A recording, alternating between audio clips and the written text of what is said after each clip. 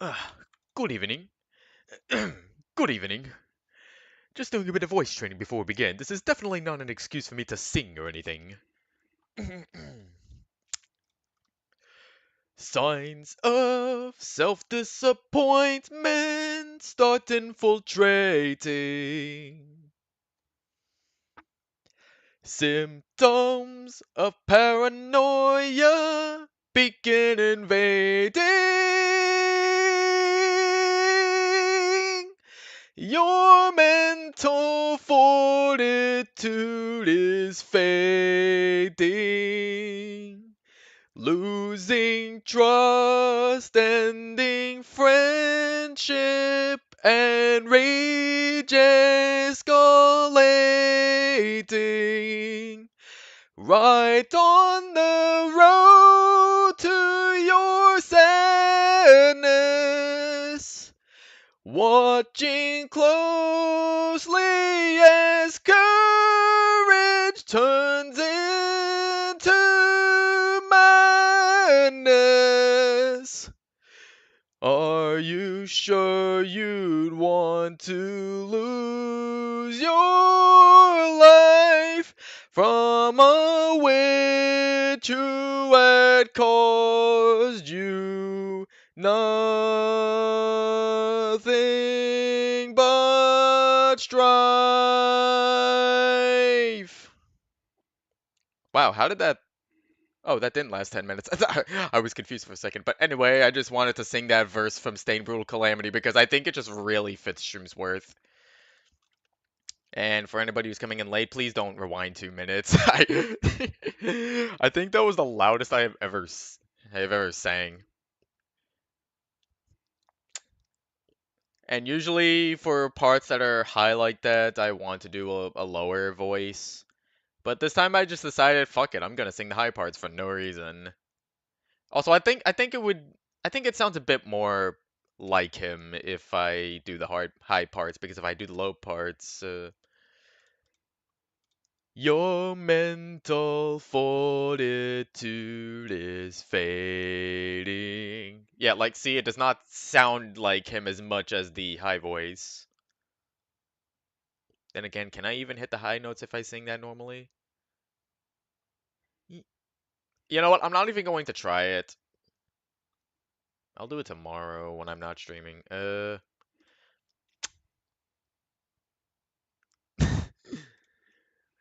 what is that? I need to listen to this.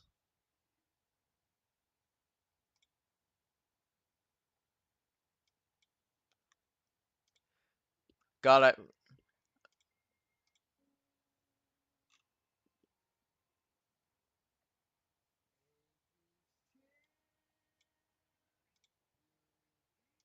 I wish Thunder Curry would take song requests sometimes. Ashram's worth. Because I liked it when he sang Ashram's worth. Um, we still got like 7 minutes until the usual reading time begins, so I mostly spent my day writing event fic because I had an idea pop up into my head after thinking way too much about Shroomsworth's story in this series.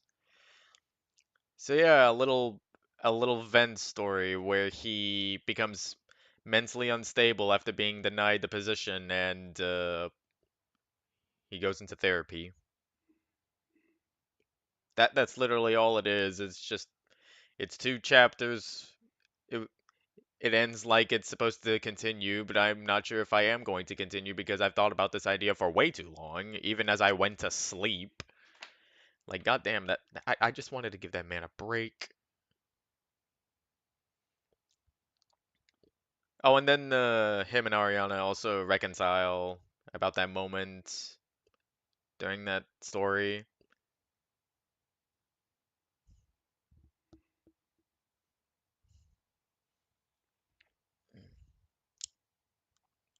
You know, it's event fic, nothing more, nothing less.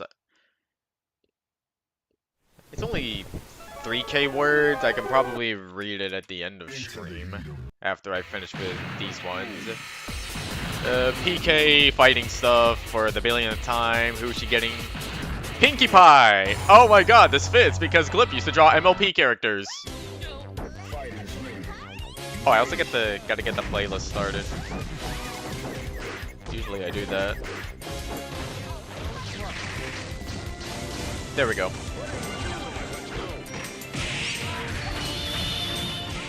Oh yeah, these MLP characters were made by Moku, who would then go on to make a lot of Furry OC characters with custom sprite work.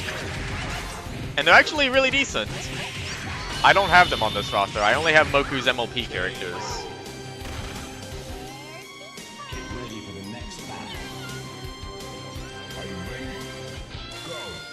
Yeah, I guess you could do that. I did that with mine, where I just copied and pasted the part where Ariana denied Shroomsworth the position for the second time, and the story happened from there. Like that was the part of my moments where Shroomsworth just sort of snapped, and the toughness that he had before, where he didn't let the other events impact him that much, it sort of fell apart. And then he started thinking about, oh my god, my life is actually bad. I don't want to do this anymore. That's the story.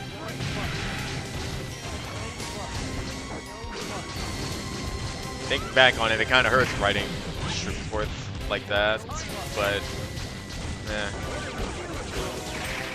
mean, how else is he supposed to react to having all this shit happening to him besides either acting tough or being...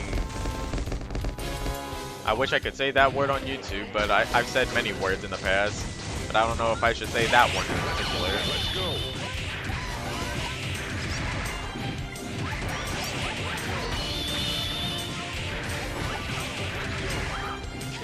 Also nice, get juggled, idiot.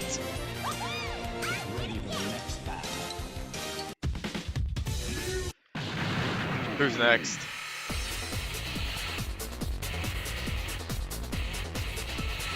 Oh, have we ever seen Steel City? Well, we've heard of Steel City. In Fresnel's error, I think Steel City is mentioned, but it's never been explored a lot. There's even music for the upper and lower levels. Oh, it's Green Man. For the hope of all. It's very big. I added so many characters. Also, Green Man cannot get that attack in. Stop using that attack.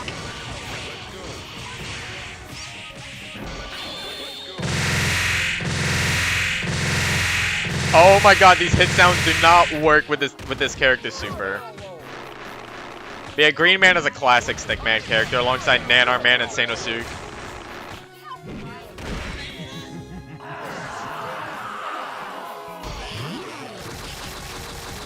Oh, did I don't think I realized PK's projectile super also puts her at minus if you take out of it early.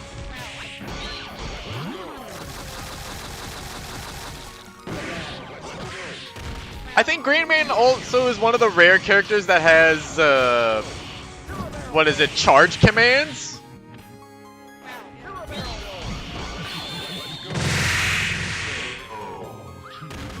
Oh my god. Get ready for the next battle. Are you ready? Go. Also, dang, this man be parrying PK stuff.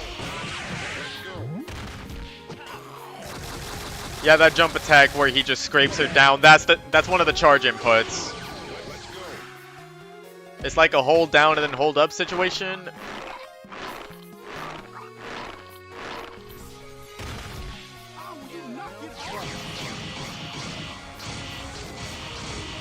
Oh my god, dude is showing off! Oh no. Okay, I was about to say, are we gonna be in a parry loop? No, I think Green Man is just an original character. Yeah, he's an original character. His AI is changing depending on what level you have your Mugen off. If it's on level 8, he will parry everything! Why did they make him like this?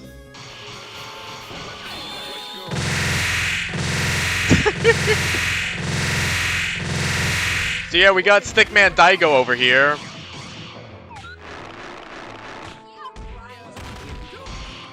The only thing that parry can't protect him from are throws.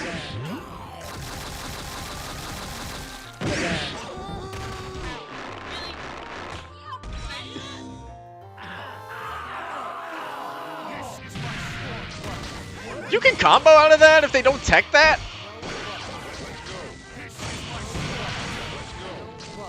Sometimes I'm surprised by what I can learn out of these characters.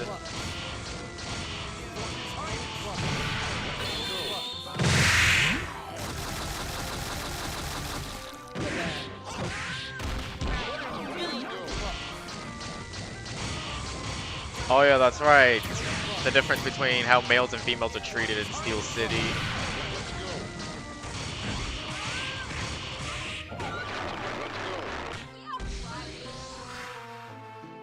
I am surprised Actually, I don't think I coded it to where she uses the level 3 after the throw.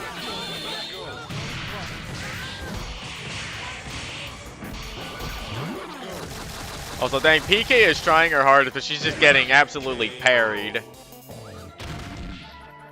ready for the next battle.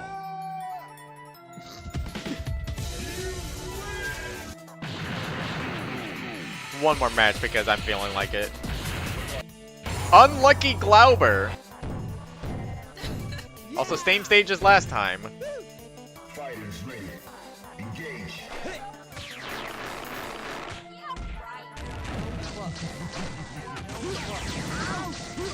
Oh no. I think Glauber just gets outzoned here. Which is, not gonna lie, kind of boring.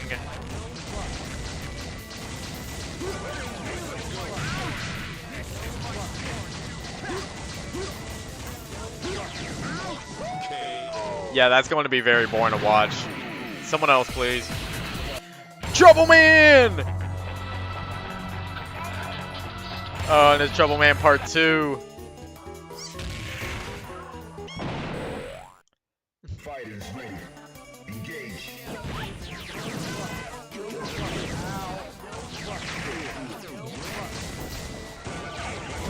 Trouble Man, what are you doing?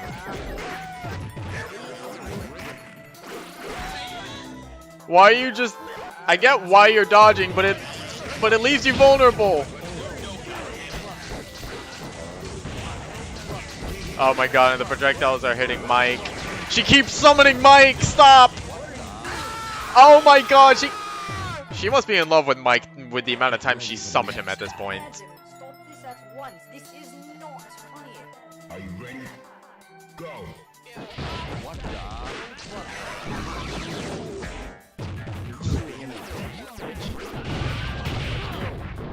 Yeah, get her! Pressure her! No! Why are you throwing projectiles at her? Pressure her!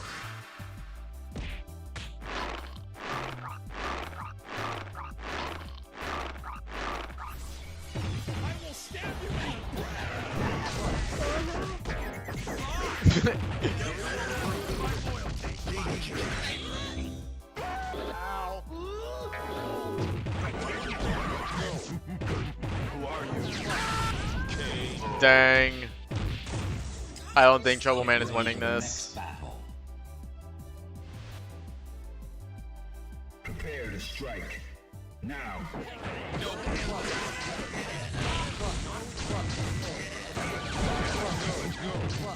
I think his only chance at hitting her is either using projectiles or using that one EX that teleports him closer to her. Yeah, that. But even then, he misses her because he just gets hitboxed.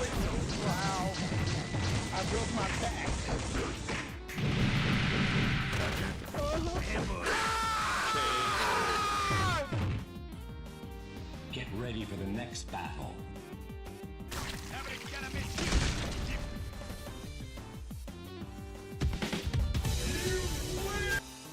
Alright, that's gonna be the last one for a while. So, welcome to day 11 of me reading PMDE. I think we're just gonna do 3 stories this time instead of a really long one. And here we go. The first one is a short one, but it's the summoning, and that's what's gonna lead into event 6. Let me get a drink break. I haven't even read that, but I already needed a drink.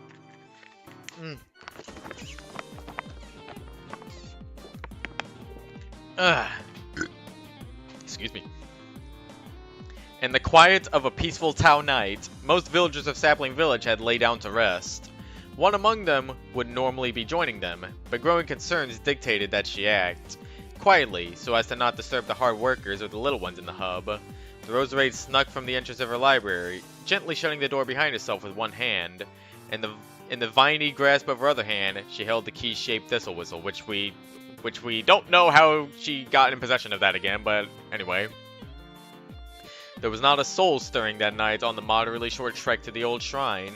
Travelers visiting the Commerce Mushroom were directed not to overstay past nightfall if they could help it. Often some would remain and loiter anyway, but this night was completely calm. It was almost like an omen. Still, it made things very simple for Ariana, and she was soon upon the old wooden place of worship. Ariana gazed down at the whistle in a pause when she stood before the shrine's archway. Her previous usage of the instrument turned out to be a disastrous event, ultimately revealing its existence and powers to someone who simply stole it from her when her back was turned.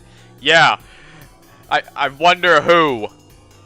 When it came down to it, she had herself to blame just as much as the thief for the whistle's absence when she needed it most. These were the thoughts that plagued her since suffering from the elder's death. Yeah, and I wonder who else. Sorry, I'm getting salty again. This wasn't about that, though. The whistle's power could be used for an ultimately good cause, one that would result in no tragedy, only preservation of life. With that uplifting ideal in mind, Ariana quickly brought the thistle whistle up to her lips and began to play a soft yet haunting tune into the air. With every note, tension arose. She wasn't certain how many notes it would take, only that it would work eventually as long as she didn't miss a beat. Sure enough, from within the old shrine came a strange twinkle that grew and grew, until it seemed to implode and shower harmless sparks onto the ground below. From the soundless implosion came the green, fairy-like form of a celebi, truly a rare sight. It floated steadily and seemed mildly curious of its surroundings for several moments before setting its gaze on a wide-eyed Ariana. The Forest Guardian, referred to in her text by name as Jasmine. Oh, that's the sentence. In her years, Ariana had studied about the history between Sapling Village and the Guardian, but never summoned it. To see it herself was rather humbling. She couldn't find her first words to begin when faced by it directly. That's not the word, that's being, not begin. God, I'm already not being able to read. Fortunately for her, the first words would come from the celebi, all while it smiled at her warmly.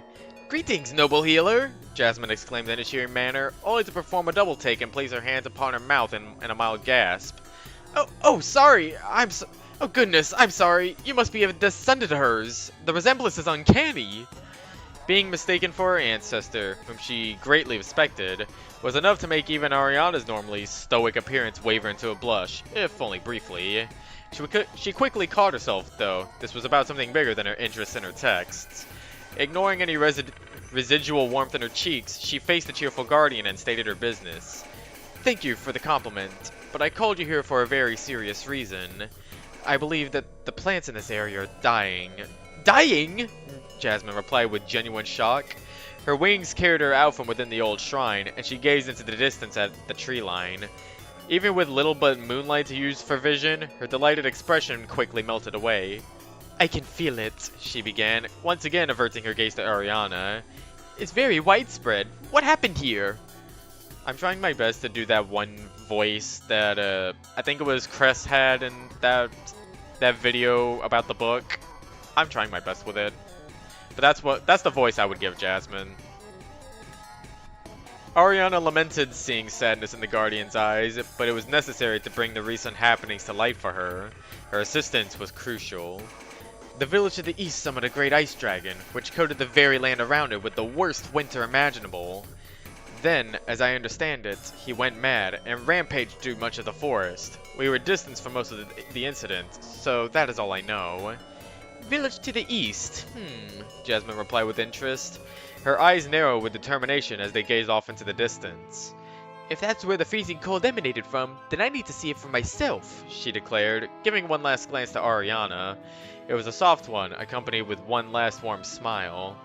You were wise to bring this to my attention. I'm happy to know that even her descendants care so deeply for this place.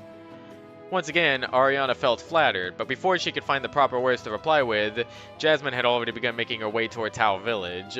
The humble librarian gazed into the distance for a moment, wishing the best for the cheery guardian. Yeah, short story. That took like 10 minutes.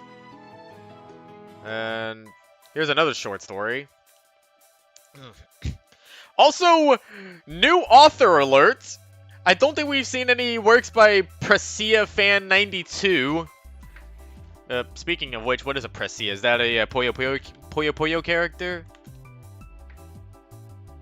Oh, Tales of Symphonia! That makes sense. That was popular around this time. Popular enough that Lloyd Irving made its way not only to Smash Flash 2, but if I remember correctly, they were also a guest character in a Soul Calibur game.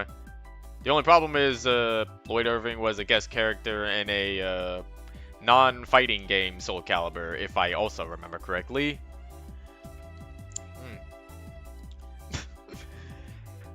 Merchant Tent, evening. God, that sounds like the intro to an Ace Attorney case. Ruins. Everything seemed to be in ruins.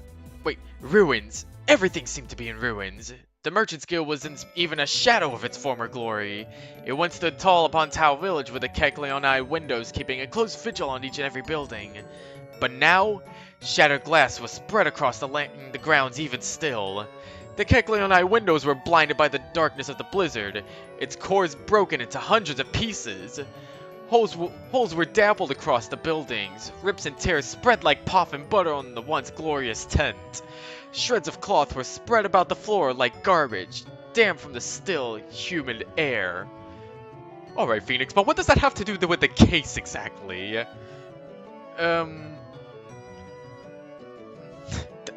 That's a good point, Phoenix. Why did you read that? And then he just gets a deduction from the judge or something. If one looked up from inside the tent, they could see the blue-gray skies staring right back at them, blanketed with thick gray clouds and patches of darkness here and there. The air was as thick and heavy as the clouds, a harbinger of the coming rain. And yet, one Pokemon still plopped through the mist that was the merchant's tent, wandering around picking up the pieces of cloth as she walked about. The sharp-eyed Kecleon kept alert in the silent air, trying to clean up the rest of the tent while she could. Sharps of porcelain teacups scattered about the wooden floors. Each one was a reminder to her of someone long gone. She hadn't slept much the past few days, and sharp pains were beginning to push at the backs of her usually agile eyes. It came on as a headache, but worsened as it spread to her vision. There was no way she could stop, though. That's so true! Shadows of its former glory? What glory? I'll tell you what glory it had. It had a glory hole! Not now, not for a very long time. Not until everything was fixed and back to normal. Define normal in this context, please.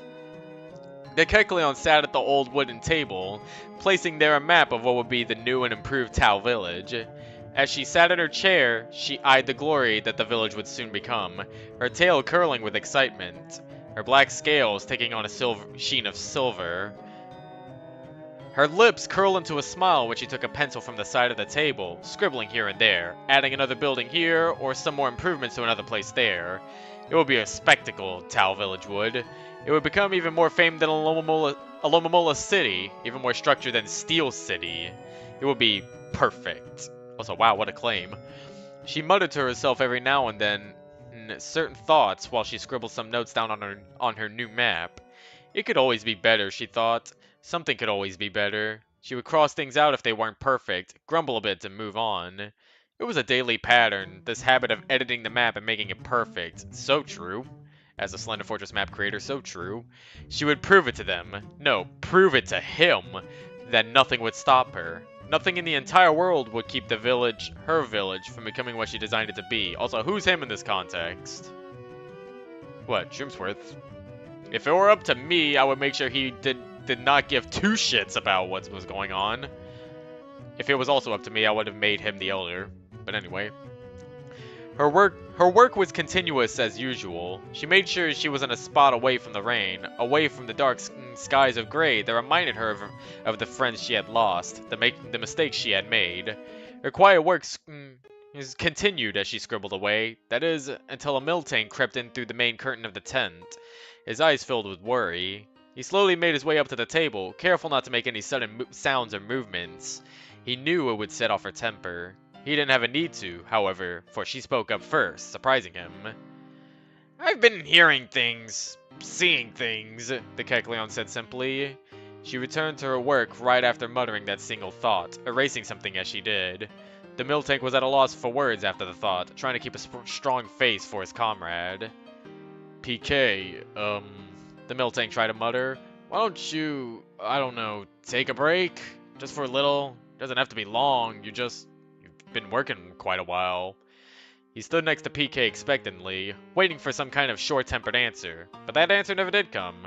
In fact, it was another answer, one that wasn't quite like her. Fine, I need to go sort things out anyway, she began, turning her gaze from the map to the Miltank. Take the map with you, Malt. I don't feel like carrying it. Pushing herself away from the table, she jumped right out of the chair with an agile pep in her step, as if something unknown and ominous was pushing at her to keep moving. Some force in her legs told her to keep on moving, even if she wanted to perfect the almost perfect design in the village. Where are you going? Malt asked, concern spread over his face like a wave over Alumamola Bay, like the ones the Kecleon had seen often in her childhood. It took her a while to create some kind of excuse, to say something in return, but in the end, she told the truth. Even though it would sound crazy to her new co-leader, she would tell the truth and not regret it. Back to Creeping Forest for a bit, the Black Kecleon said as if nothing were wrong. I can hear him there. They're both there. Malt was taken aback by PK's words. Did a double take even. Who was she talking about? Why so suddenly? As if by impulse, not insult. Malt began to follow the footsteps of the fellow normal type, taking in the rainy air and watching for any leftover pieces of porcelain. Don't follow me! PK turned ahead and spoke simply, her usually piercing eyes sharper than knives. Oh, I don't even know. Just don't come. I don't want you there. The shock in the Miltank's eyes was unmistakable. His brow was raised in surprise, and his mouth gaped open, but no words came out. He had nothing to say to her simple words that pierced sharper than her very eyes, but he watched her go. She furthered her distance away from the Miltank and left, leaving the tent cloth waving in the rainy evening winds as she left. Oh god, I needed to breathe.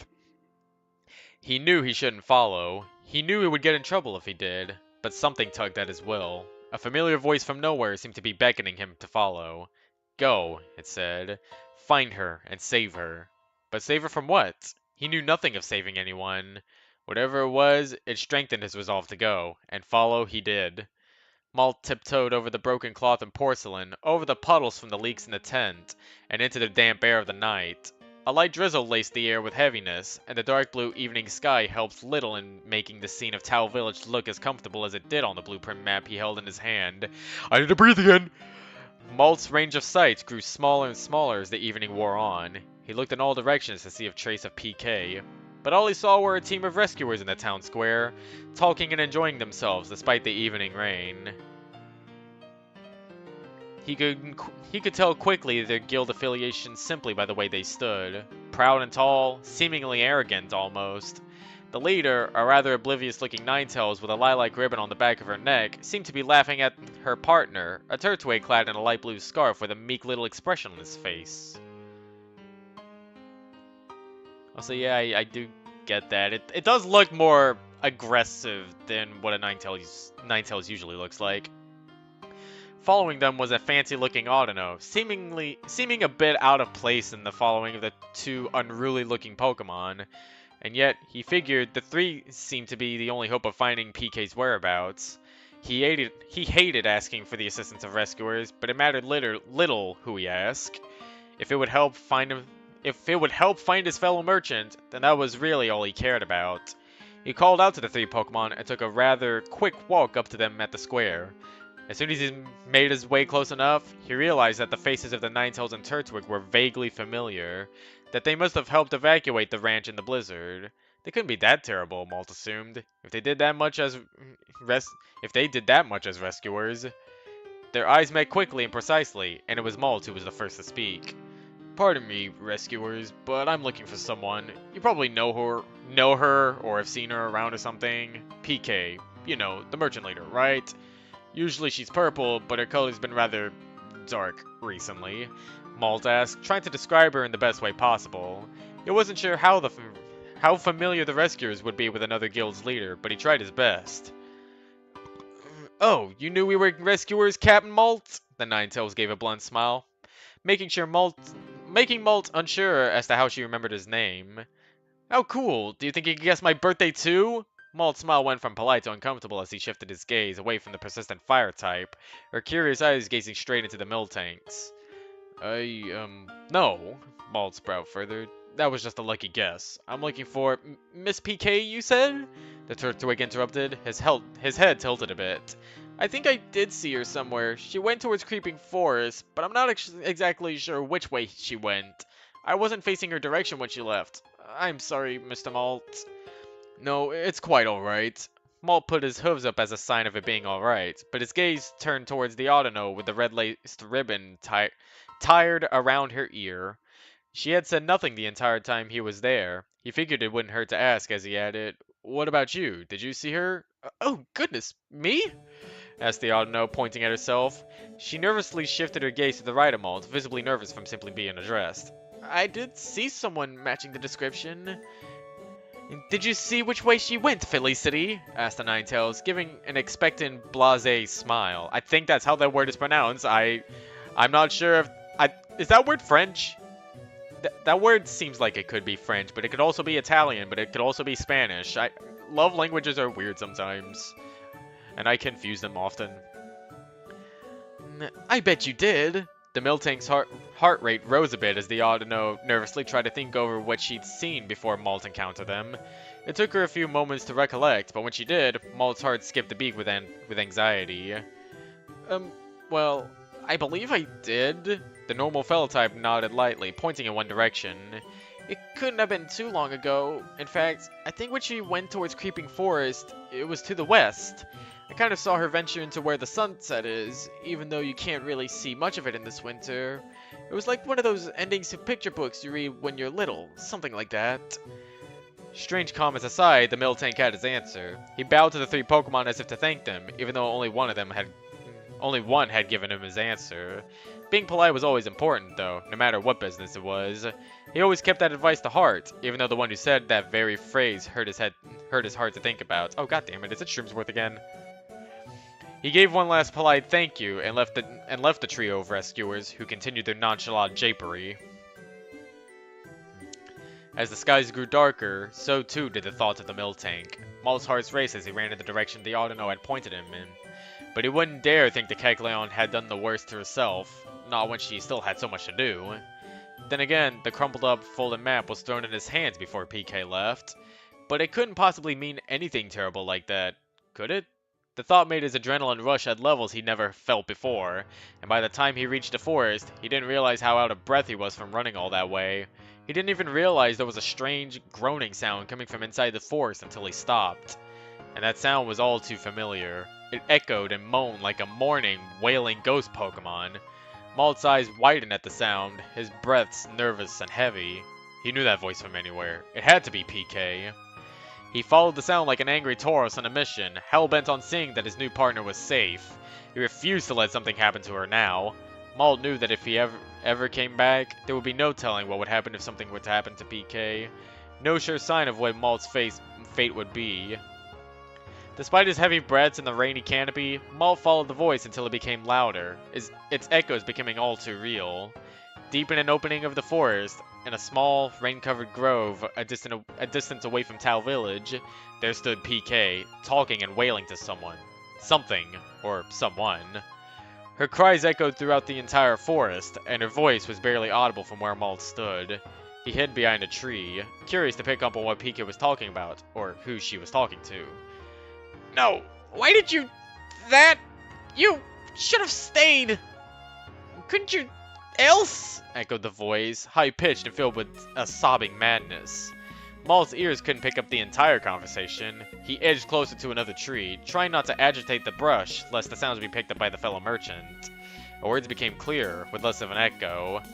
She spoke as if an invisible soul were there, listening to her, even stopping sometimes as if she were being interrupted. But you didn't have to go! You picked the worst possible time! Why? PK stopped as if someone had truly interrupted her, but no voice came through the canopy, only echoes and moans from the Kecleon and the windy sounds of the forest floor. Yes you did! She continued on. You left without warning, Sorbet, and now you leave me with this broken up village! Malt stood transfixed by the conversation PK was having with herself. He noticed her scales seemed even darker than usual in the rainy forest air. And why? He couldn't help but ask himself, did she mention Sorbet? It was long gone now, so why did she mention him? Did she think he was still there, talking to her? Was that the very same voice she was supposedly hearing?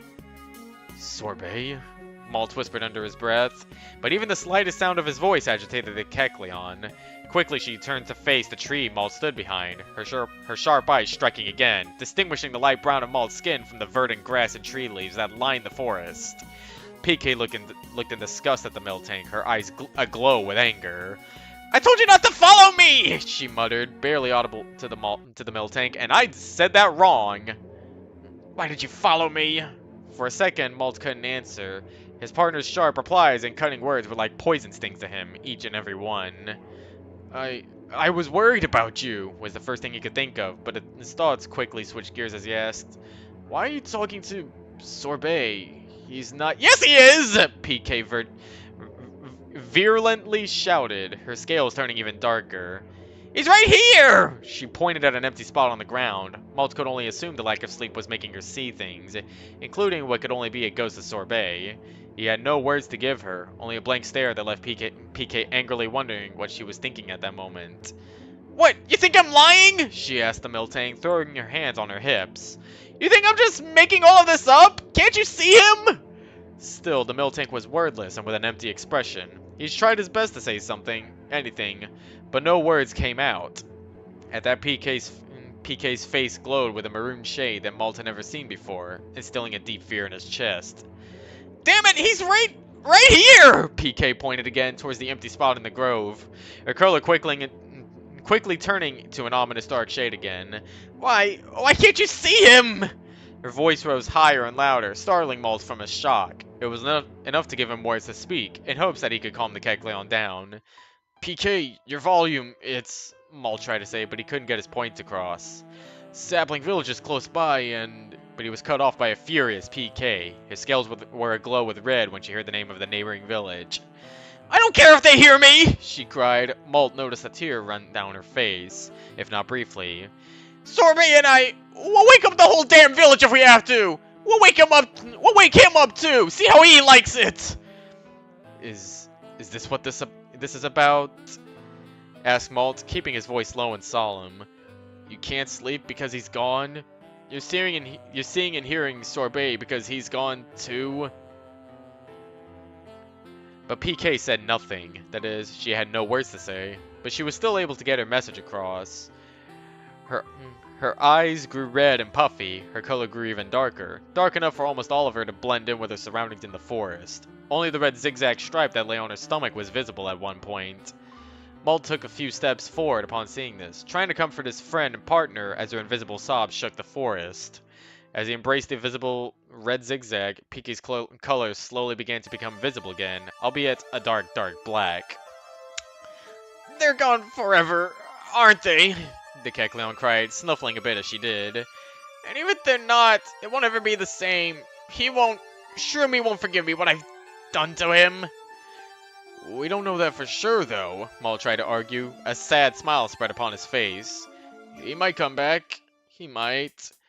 We have to be strong and rebuild for now, though. We have to. As he finished, he tightened his grip on the fellow normal type, trying to hold back tears as well. He had to be the strong one this time. No matter what happened, no matter how bad it got, Malt had to overcome this challenge head-on with PK, even if it took months to do it, even if he had to apply it directly to the forehead. Sorry! Sorry!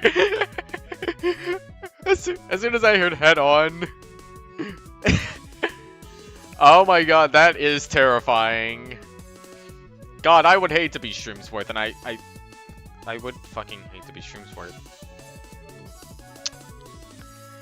We'll find a way. PK wiped a tear off of her face, frustrated. We'll make it perfect, Malt. The village, I mean. We have to make it better again. For Sorbet. Sorry, I was about to cough again. For Sorbet. For everyone. Excuse me. For sure. Oh, God. I need a drink.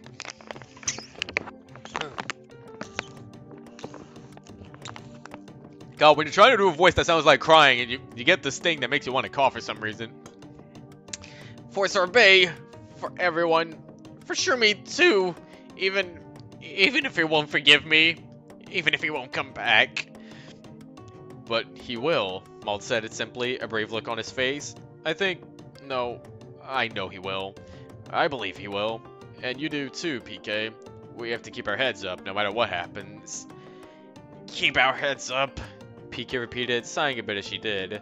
Just saying it, just trying to think about it was a challenge, but she kept thinking about it, no matter what pains began to ache her in her chest. She would push away those pains, if it meant things would or could get better. Fine, it won't be the same, but let's go and do that. Let's be strong, PK, Malt replied with a brave smile, holding his hoof out to beckon the Kecleon. Let's go home. Just the thought of going home, to that home filled with the memories of things she didn't want to think about. Well, yes, the memories were there, but that didn't mean she couldn't create new ones. It didn't mean everything was over, and as she took Malt's hoof in her hand, she knew out of all of this, something was possible. She didn't know what, exactly, but something. Something perfect. Something that would grow into prosperity. As they walked home together, they discussed their plans, including a long-needed sleep for PK, and a hope for the village. That was also a short one. That took 20 minutes. So let's see if this takes 30 minutes, or maybe 40 minutes if we're going exponentially.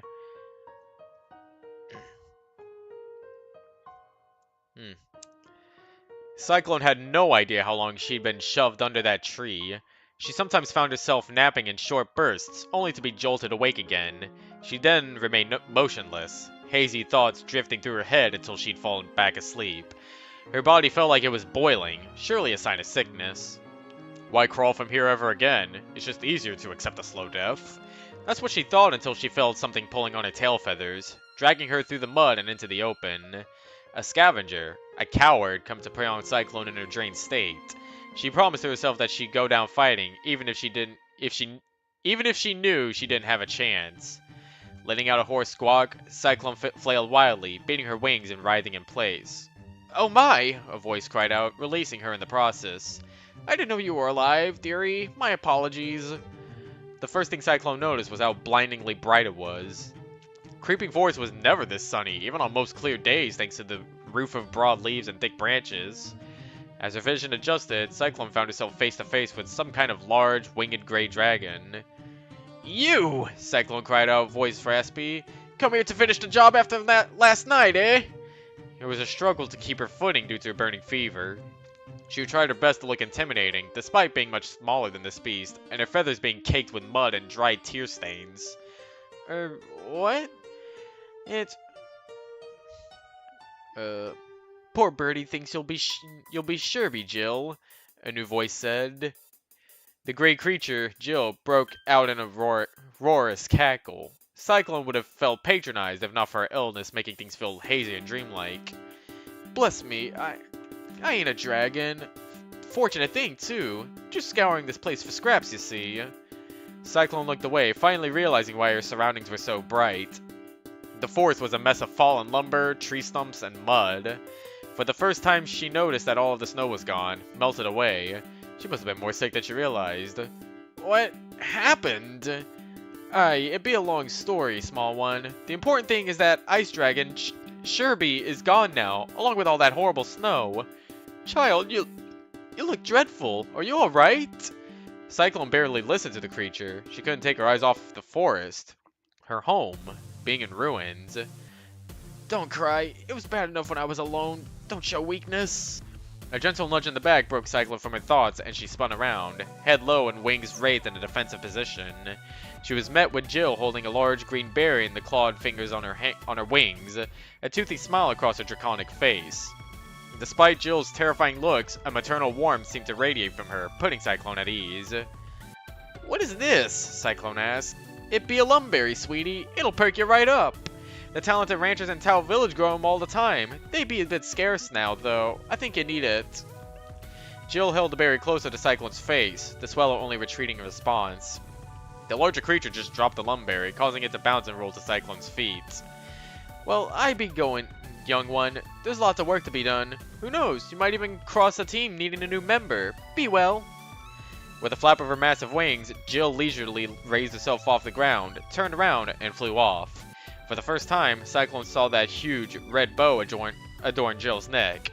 It was the first time she saw such an accessory being worn by someone, and, beknownst to her, it would not be the last. Cyclone eyed the berry suspiciously, having never been offered such a thing, especially by a creature of a different species. She had heard about how some of the more clever predators use tricks and traps to catch their prey, and that Jill certainly looked to be a predator, with a long muzzle full of serrated teeth. Still, she didn't seem to carry any ill will. Why would a random stranger offer a gift and expect nothing in return? Feeling on the verge of death anyway, Cyclone felt she had nothing to lose, so she pecked at the green lumberry, finding its skin surprisingly easy to break. She tore into chunks of berry flesh, the unusual variety of flavors from the juices somehow making the food all the more appealing. As she finished it off, she found herself feeling better than ever, the gravelly feeling from her throat and chest completely gone, and her body at a more comfortable temperature. Cyclone's chipper mood quickly died when she took in her surroundings once again, so it was not a fever dream. Creeping forest was truly obliterated, and surely this dry heat wouldn't be good for the diverse foliage that grew here. She realized how lucky she was that she survived the ordeal, having spotted some gnarled avian bodies amongst the rubble. Feeling as vulnerable as ever on the ground, Cyclone quickly took to the skies, a little too quickly, in the absence of the forest canopy. Although the lumber was vitalizing, it wasn't satiating, and Cyclone found herself hungry again. She spotted a purple creature, a rattata, limping along the forest floor. Cyclone had never eaten a living thing that wasn't a bug, seeing as how her species were relatively small and built more for speed than for strength. Surely the tiny mammal would put up a fight, a far cry from the usual vacant insect Cyclone preyed upon. Well, time to once again put her dive bomb technique to use. Just before the desperate bird gained altitude and ready herself for the attack, she noticed two more beings strolling through the woods. Another purple mammal with an unusually long tail that seemed to end in a hand, an apom, and a Pidgeotto. Why a Pidgeotto would be hanging out with another of a different kind eluded Cyclone. She glided to a broken tree to spy on the unusual pair. The apom excitedly bounded to the Rattata, who flattened itself and barred its impressive incisors in defense. Hey, buddy, don't be like that. I saw you needed some help. We can bring you to Tao Village and get you all fixed up. The Rattata calmed a bit and twitched his whiskers inquisitively. You don't want to eat me? Of course not, the Pidgeotto added in. We're rescuers. We're just doing our job. We know a lot of people need help since the Sorbet disaster. Sorbet, Cyclone thought. Why does that sound so familiar? Oh, didn't I hear someone say that name last night? The pair continued their conversation with the Rattata, the little rodent becoming more at ease as they spoke. You guys, you're so nice. How can I ever repay you? If you'd like, the apom said, you can join our team and help out other people when you get better. I'd like that very much. Thank you. Pleasure is all ours, Twitch. I'm Hand Banana, and this is Sanders. Welcome to Team Tickles. What? Is that an actual team name? I have the list. I'm going to look through this to see if this is a team real quick. Okay, it's not in Pikachu rank. Is it in Pichu rank? Okay, that's just a move. Raichu rank. It be in here? Nope. Farfetch'd rank? Nope. Okay, channel rank. No! I'm guessing either this team wasn't documented or they were made up specifically for this story. Cyclone almost blew her hiding spot by laughing. She couldn't believe what she was seeing. That poor rat was clearly walking into some elaborate trap, though the Apom clearly wasn't predatory. The two purple mammals hopped onto the back of the Pidgeotto, and it flew off. How shameful, this proud bird carting around living snacks. As the days went on, Cyclone found more and more outsiders traversing the forest, some clearing the fallen timber, others finding an unfortunate forest residents, and either saving them or moving their now dead bodies. While she liked her solitude, Cyclone couldn't help but observe these happenings. She didn't get why anyone would help a stranger and gain nothing in return, much like that flyer, Jill, she met a while ago. Yeah, unfortunately. She had almost approached the strangers, but she always stopped herself, figuring that she didn't near their charity or company. Cyclone had overheard the outsiders speak of Tao Village. Didn't Jill and that Apom mention that place before? Is that where all these visitors came from?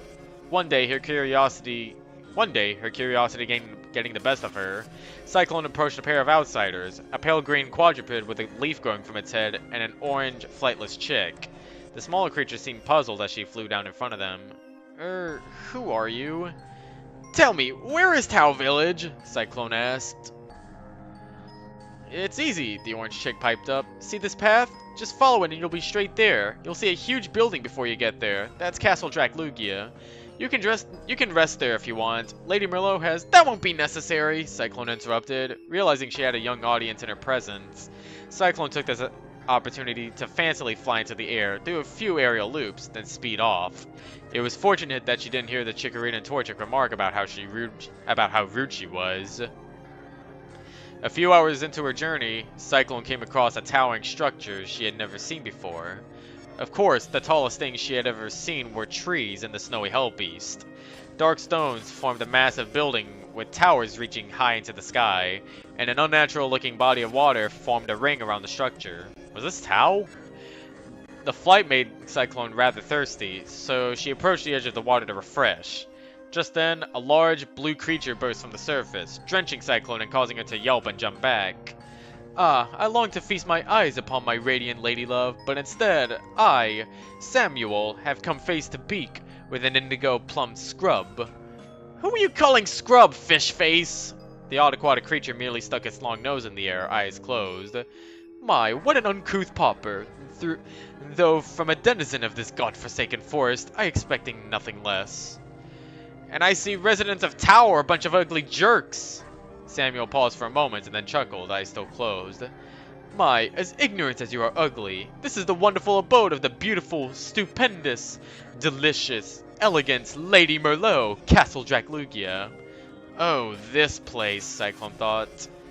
My dear feral featherduster, Samuel continued, if you wish to reach Tao Village, just simply look for the monochrome tower, a spiraling spire of deep black and vibrant white. I believe that even you, even your primitive avian brain, can handle such a straightforward direction.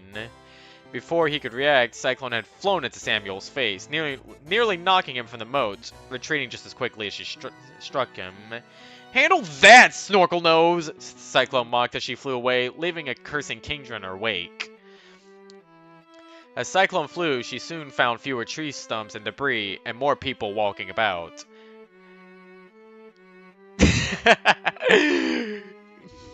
Just as she was wondering how close she was getting to her destination, she noticed an unusually tall, narrow spire in the distance. That must have been the monochrome tower that annoying fish thing spoke of. Well, at least it was somewhat useful. Ignoring everything else, Cyclone made a beeline in the direction of that tower. She momentarily glanced at the ground beneath her and nearly dropped from the sky in shock. Giant heads emerging from the ground? First the ice dragon and now these weird monstrosities. Cyclone slowed down a bit to realize that these titans were completely still, frozen in place. Surely this aerial view was doing nothing, so mustering up her courage, she descended, curious to see these unusual creatures up close. As Cyclone landed, she could now make out that the odd giants' heads were actually nests of some kind, a variety of people walking among and sometimes in or out of them. The young Swallow felt a large amount of unease in this strange place, though none of the inhabitants bothered her. She even spotted her worst enemy, a Sneasel, mingling with a group of other beings, but it barely even acknowledged her, only glancing in her direction momentarily before continuing its conversation with its friends. This place certainly held an unnerving gathering of peace and unity. Is this Tau Village? Cyclone quietly asked herself. As if her surroundings couldn't get any more bizarre, Cyclone spotted that fearful hell beast towering above her. Memories of the dragon amidst the snowy blizzard, bathed in a red glow, roaring ferociously, came back to her, along with that dreadful feeling of helplessness and fear. Cyclone crouched down, cowering. You do know it's not the real Sorbet, right? Cyclone looked up and saw an Ekans slithering past her, its Voltorb companion snickering. She hopped to her feet and glared at the dragon, realizing that it truly was fake. Its body transparent, water cascading from its maw like crystal clear vomit. Truly a nauseating sight, Cyclone almost felt like regurgitating in response. A dubious thought came to the Swallow, and she smiled. I won't lose my lunch over that thing, but I will lose something else. Cyclone swiftly hovered above the fountain, took aim, and dropped a healthy blob of guano directly on Sorbet's head. Proper vengeance for embarrassing her like that, surely. Also, I think this is the first time shit has been contextualized in the story. Like, first, there were sexual body fluids, and now we have shit. Sorry, I'm not Jabroni Mike. I can't. I am not brave enough to say cum. Hey! A bubbly voice called from below. You can't do that! Yeah! Another piped in. Cyclone, not wanting to be heckled by another fish today, glanced down only to smirk when she saw that she was being addressed by a pair of Magikarps swimming in the fountain that held the statue. Magikarp's legacy of being the weakest creature ever to exist was world famous, known even to her. The Swallow wasted no time in diving down, clutching one of the fish in her talons, raising the hapless, flopping Magikarp in the air. Ah! Put me down! Oh, and okay! I wonder if these two Magikarp are supposed to be, Raitiki's characters. Cyclone released her grip on the poor fish, sending it splashing into the fountain. She laughed. She hadn't had this much fun since she was a young Talo. She suddenly felt an unnerving presence, like someone staring a hole into the back of her head. She spun around, ready to challenge whoever was trying to spoil her fun, but she froze in place, slowly flapping her wings just enough to stay afloat. A huge, no, massive bird was leering at her, the sharp, blood-red plumage on its head helping and making it even more terrifying. Cyclone didn't know why she couldn't pull away from its intense glare. She was vaguely reminded of the Staravia back in Creeping Forest, but this creature looked far more menacing. As if the situation couldn't get more strange, a Patrat peered from behind the large bird's neck, obviously its passenger. Its red and yellow eyes pulsed in a quick, sickening way, causing Cyclone's vision to blur and swirl into a vortex of confusing colors. She felt herself falling, then large talons tightly gripping her wings. So, this was how it ends. Cyclone was never killed, of course. Where's the button? She felt herself continue to be dragged and carried, yet she couldn't tell up from down, nor could she see her captors clearly. Even her sense of hearing was obstructed, voices sounding distant and muffled. She could eventually tell she was in a dark place, inside one of those unsettling monster-shaped dwellings, no doubt. Finally, she was left alone, though she still felt the presence of glaring eyes piercing her.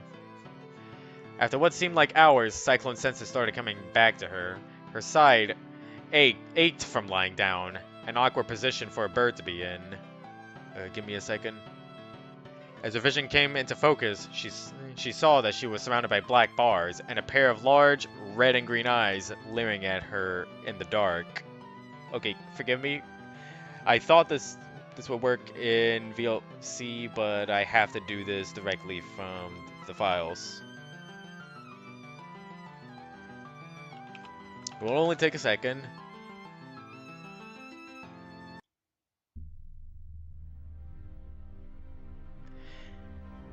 Name and place of residence, the owner of the glowing eyes demanded gruffly.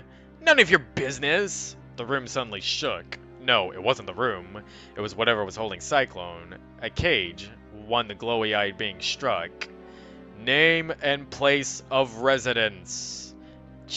Cyclone! Creeping Forest! Somehow an authoritarian tone almost made her blurt out her birth name. She hoped he hadn't noticed. Your real name, Cyclone sighed. Chirpy. If Cyclone could see in the dark, she would have witnessed the figure stifling a laugh. Scum. Miss Chirpy, today you were observed vandalizing village property and harassing one of its citizens. In these trying times, we, the Patrol, must increase security. We have zero tolerance for such a disturbance of the peace. Disturb your peace? Cyclone shouted, rattling her cage.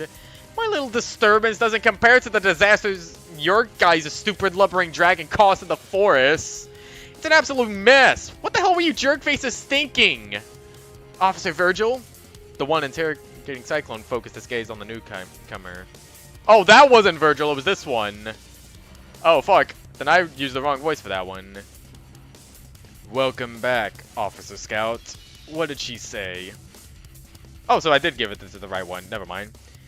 She said, just to put the troublemaker to work. I was thinking on my way here, and with all the new people coming in, Archimedes could use some assistance with his delivery service. Plus, she is a bird, Virgil added. Wow, your brain is almost as brilliant as your stupid eyes, Cyclone remarked. So we have ourselves a comedian, too. Almost reminds me of my dumb and stupid brother. Peep, please bring our young guest a bit of post. Finally released from her prison and brought back to the outdoors, Cyclone's first instinct was to make a break for it. The monumental gray bird from earlier approached by Cyclone's side, covering her with its huge shadow. So, Cyclone said, you must be Peep. I guess we were both given embarrassing names when we hatched, huh? Peep just glared at her wordlessly. Somehow, his intimidating gaze alone prevented Cyclone from even opening her wings. What was with the denizens of Tau Village, anyway? Also, yeah, I was contemplating on using the Ultimate Marvel vs. Capcom 3 version, but I haven't heard the Devil May Cry 3 version in a while.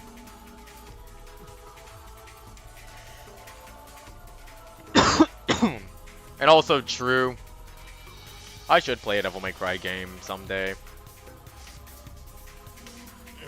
After a serious walk, the two birds arrived at a dwelling modeled after something Cyclone recognized, a Pedov post. Clearly, Tao was bursting with creativity. Not surprisingly, they were greeted by a serious-looking Pedov. In a low, grumbling voice, Peep explained to the Pedov, Archimedes, about the situation with Cyclone, and then left the two alone, taking to the skies. Archimedes sighed as he faced his new assistant. May as well get started right away, then. There are still families out there awaiting letters from their loved ones, not to mention the upcoming festival. Lower your head, please. What? Why? Not waiting for her to obey, Archimedes gathered a leather strap in his beak and tossed it around Cyclone, then hopped behind her, pulling it. Hey, what are you— Ah, tight! Ignoring her anxious wing flapping, Archimedes gave a quick yank to the strap until he felt it was sufficiently secure around Cyclone's chest. She shook the smaller bird off, only to find her center of gravity had changed, causing her to fall forward. What are you doing to me, you obnoxious little pecker? Cyclone clumsily hopped to her feet, only to back onto her rumpus. This day just wouldn't stop injuring the young swallow's ego. Also, I can't believe Cyclone almost called the Archimedes the P word, you know. Peck neck. I don't know if you could hear that. It's your mailbag, Miss Chirpy. You cannot do your job without it. Now, each letter you see is addressed with a seal, making ease of— What? Stop. I didn't— What the hell is going on? Cyclone flapped her wings fiercely, only to hover in circles, her body tilting awkwardly. Calm down. The weight of the bug just takes a bit of getting used to. Dear Lord. It was then that Cyclone noticed a rather oversized sack situated on her front. She settled down and sighed in exasperation. What am I doing anyway? As I tried to explain, Miss Chirpy, these are letters. People write in them, intending for their messages to reach other people. Our jobs as delivery birds is to make sure that the recipient receives their letter. Or is their letter. Seeing as how you're probably illiterate, the letters have a wax seal, see? Archimedes held up a letter with his foot to Cyclone's face. Notice how the seal looks like a picture of a person's face? Yet this one has numbers or symbols, I suppose you see them as. These markers match a place of residence. The picture ones go to the buildings they appear as, while the number ones will be going to the new tenements that have been recently built. Cyclone's eyes glazed over at these instructions. More than ever, she wanted to go back to Creeping Forest, despite it being in ruins. Archimedes scoffed. I knew you couldn't handle it. I'll never find the help I need, and you have to find another way to be free to go back to your home. Wait, Cyclone said. You mean if I do this work for you, I'll be free? Of course! God, you're infuriatingly dense! You cause trouble in this village, which is a bad thing. You get punished, you must pay your dues to community service, and then justice will be served, and you may do as you please. Even a newly hatched chick could comprehend all this information. Cyclone felt her feathers puffing out. She was getting fed up with this stuffy little pit of insults. Hey, I can bring some stupid little letters to a bunch of dinky little nests, and I will mess up. Not once. I'll deliver them faster than you could ever do. Just watch. Cyclone shot out through the door of Pit of Post, only to once again fall flat. She squeezed her eyes shut, flapping in vain in the dust. A gentle feathery touch on her head somehow calmed the furious bird a bit. She stopped struggling and opened her eyes, her gaze meeting Archimedes' yellow eyes. His expression seemed soft, almost sympathetic. Chirpy, he said softly. It's Cyclone! She sighed. Pardon me, Miss Cyclone. I know you've been through a lot. I can see it in you. I want you to excel at this job. I want you to be free again. Please, Cyclone, allow me to take you under my wing. Just from hearing another... Also, before I say this, please, do you really want the medic to be training you? And the patient was never heard from again. That's how I lost my medical license. Just from hearing another mention her favorite name, Cyclone was reminded of Songy. How was her sister doing anyway? Did she even make the migration all the way to Sonata Forest? Would Cyclone even see her family again? A crushing loneliness suddenly weighed down on her like a heavy blanket. Cyclone's vision became blurred, and she trembled, trying to hold in her tears. I see you may want to be alone, Archimedes said. I'll be inside when you need me. When you're done, I will then show you around the village and instruct you how to balance the weight of the mailbag. Tell Village is not such a bad place. Things are just different from what you're used to. You'll be fine, Cyclone. You're a strong bird. I would interject and say Archimedes was wrong, but I'm voicing him as the medic, and the medic is already an insane psycho, so I'm inclined to believe that Archimedes is just insane. Is just as insane as the medic. I also still believe that Archimedes being a pit of is a Team Fortress 2 reference, because Glip herself played Team Fortress 2 before making PMDE.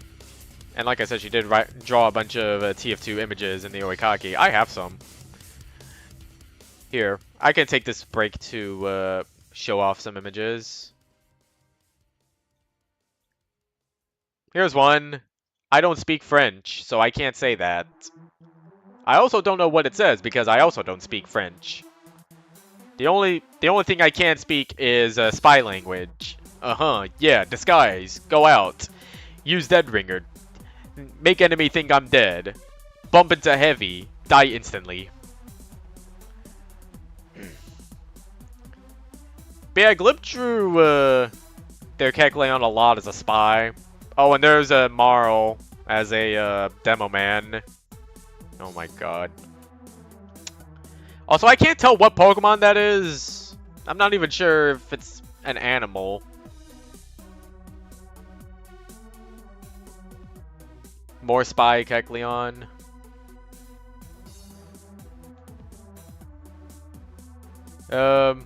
Here's an Eevee as an engineer. And then here's a Charmeleon as a Pyro. Also, if you want to know when these were drawn, these were drawn like a year after TF2... no, these were drawn around TF2's release, actually, before it was free to play. And then PK had the gall to say that TF2 hasn't been cool since back then. Oh, I can't show that image because Glip actually drew boobs on that one. A Sandshrew as a heavy.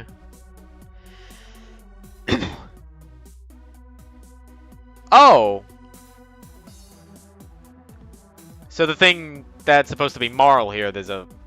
Huh, okay.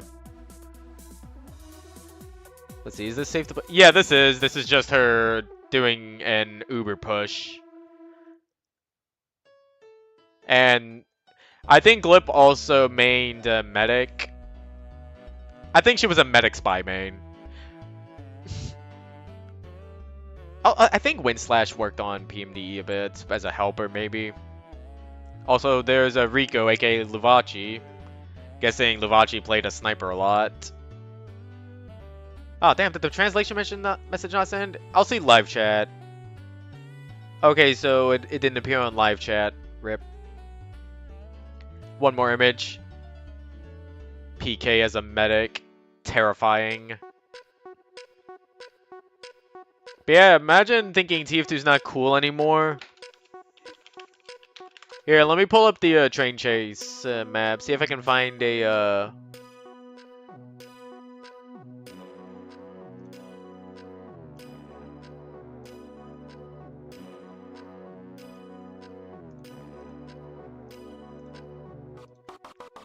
Yeah, boss chase, that's what it was. Like, let me show you this map. If I can show you this map, actually. V-script, boss chase, right here. Look at this, it's a train chase, but it's also a casino. And it's got the bong. It's got a train chase. I don't think the map screenshots show it, but it's also got pole dancers, and it's got gambling. I did mention this one day. I know this was like 2013 Team Fortress 2, but the cool things on there were still there by the time Glip had said that, because Slender Fortress would have been in its infancy, and Versus Saxon Hale and Freak Fortress 2 would still be around. But anyway, that's enough of me talking about that map. Once Archimedes was out of sight, Cyclone tread to the back of the pit of post, lied down, and for the second time in her adult life, sobbed heavily. God, what a failure she was. A random stupid egg getting her trapped in this strange place with its strange rules. After she felt she couldn't squeeze out any more tears, she just stayed motionless. I think that's meant to be stayed. Head hung low. She noticed a huge pink and yellow face staring at her from the distance. One of those abodes in the likeness of some mon. What are you looking at? Cyclone sniffled. Big stupid face. Lots of stupid faces. I won't let you things keep me down. As if to prove a point, Cyclone scrambled, half flying, half climbing, up the side of the pit of post. Once she made it to the top, she surveyed Tau Village with its gathering of towering blank faces. I'm not letting you keep me down. She noticed a shadow cross the roof of the post, and she looked up, seeing Pete patrolling the sky. And I won't let you keep me down either with your stupid-looking head feathers. I'll show everyone here. I'm not some weak, pathetic coward like the rest of you.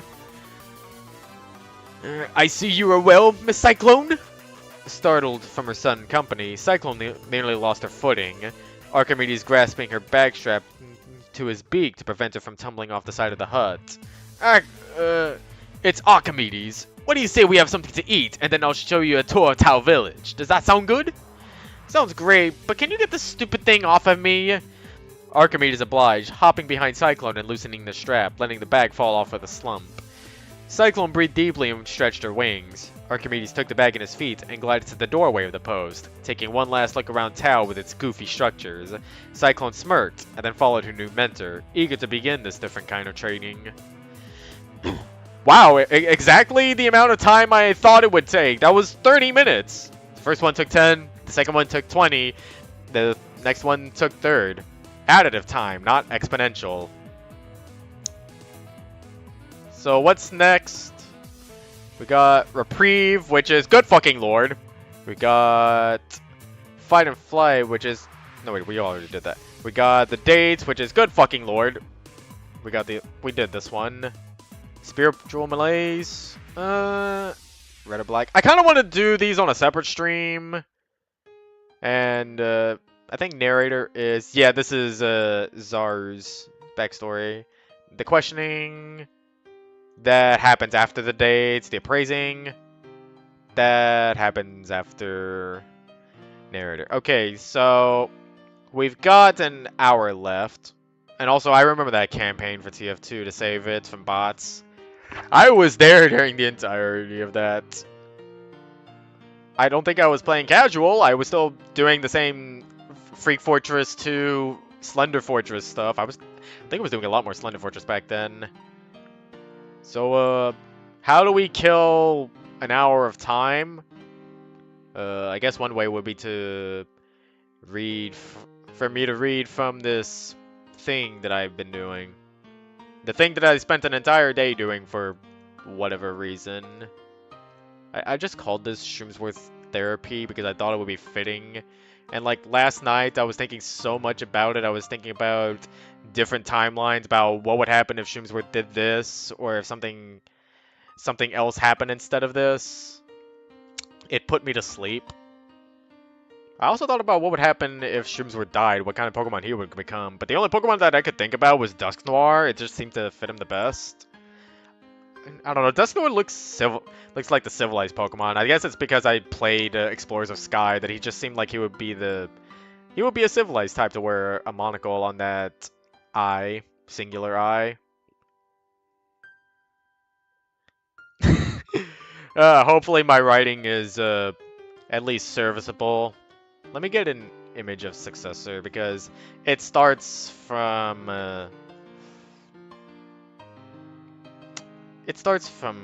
around this point. You know what? I'll just do it here. There we go. Get that image up.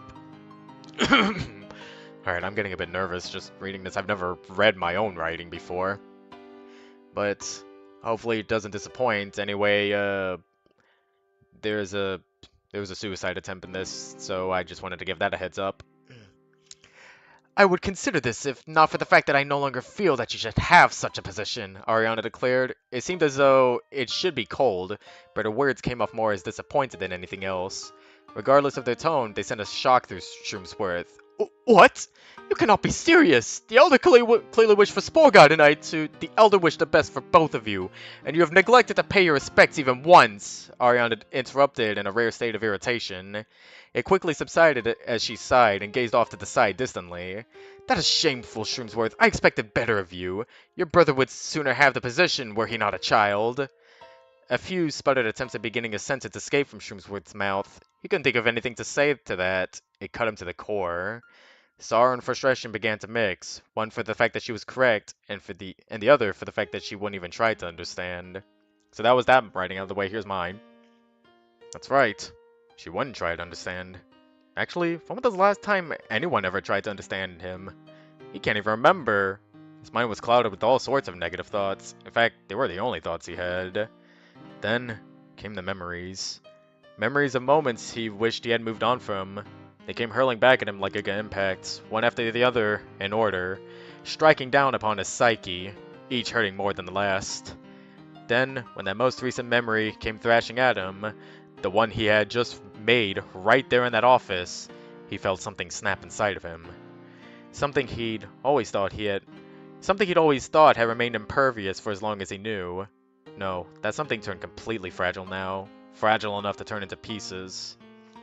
Shroomsworth then drooped his head low in defeat, his mushroom cap obscuring his face from Ariana's vision. He couldn't stand to see the world around him anymore, so he closed his eyes and kept them tightly shut. Ariana took a step around Shroomsworth and approached the door to what was now her office, when she heard a faint voice emerging from the Brayloom. You're right. Shroomsworth drooped his head down low, his mushroom... Wait, I thought I deleted that part. I guess I didn't rewrite that.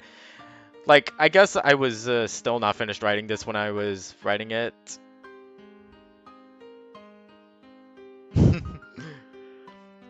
Ariana stopped in her tracks. There was a feeling of uneasiness that arose from the dread in his voice. She knew something was going to happen next, but she didn't know what that could be. An outburst? An attack?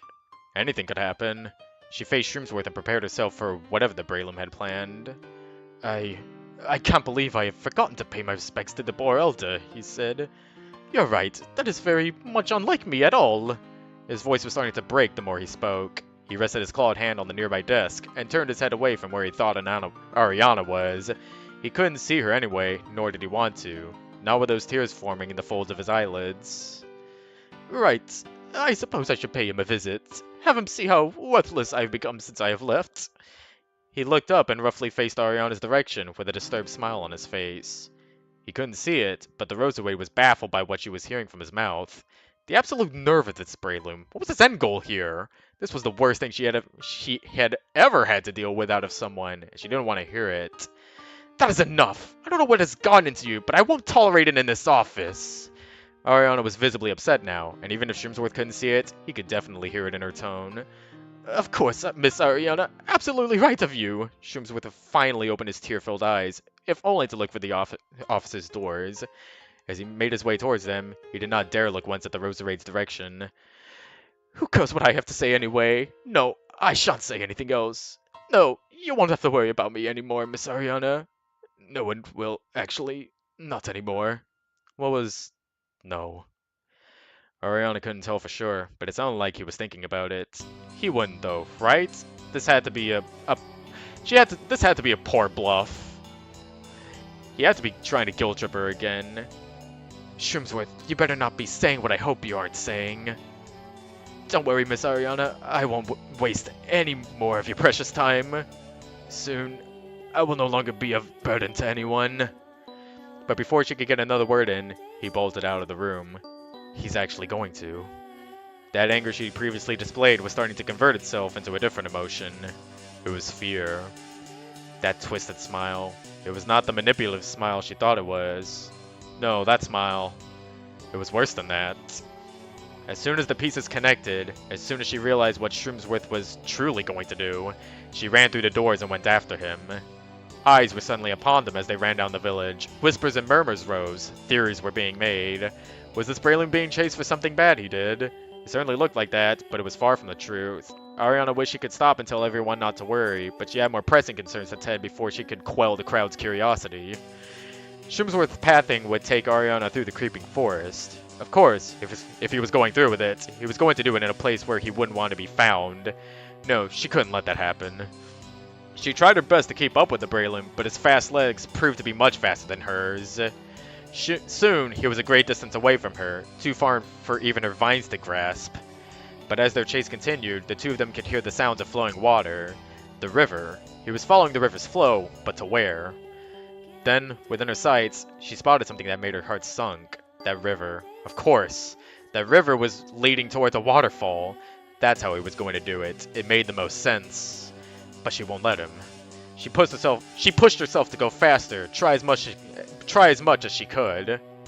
Shrimsworth stopped along the edge of the falls and looked around beneath him, but he wasn't looking downward with any kind of fear at all.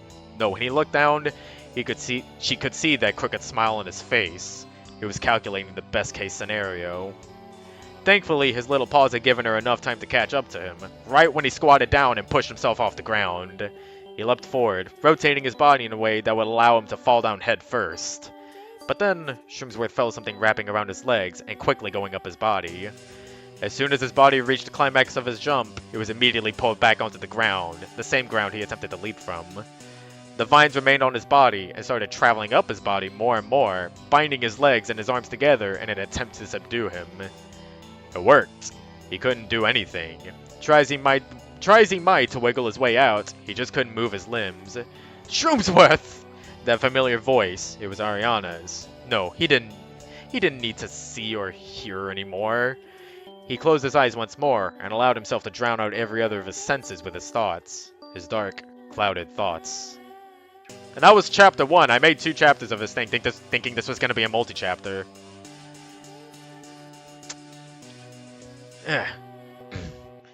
Alright, chapter 2. God, this story doesn't match. This song doesn't match. Can I get a different one? Where's that one by, Fresnel? It's, God, it's somewhere along here.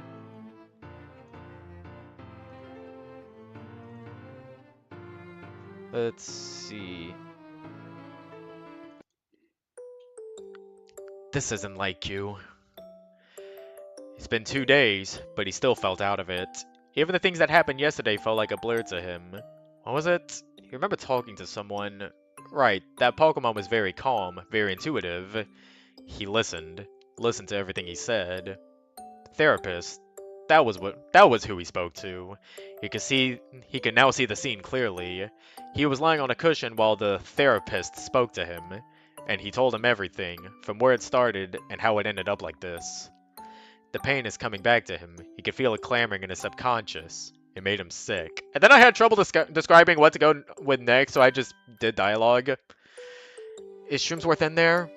There was that voice again. He hadn't heard her since she appointed him into therapy. He was even surprised she had the time to visit him, especially after everything that happened prior. He thought she would be too busy to even think about his worthless self. That word, worthless, plastered all over his body like labels. It was all he could think of himself being, despite what others had said of him. Or maybe those others weren't telling him the truth. No, maybe they only wanted to see him happy. To rot with that. Shroomsworth, there is someone here who wishes to see you. Now that voice, he was starting to get familiar with. It was the knocked owl that the therapist assigned to keep watch of him, just in case anybody tried to hurt him or he tried to pull another stunt like he did before.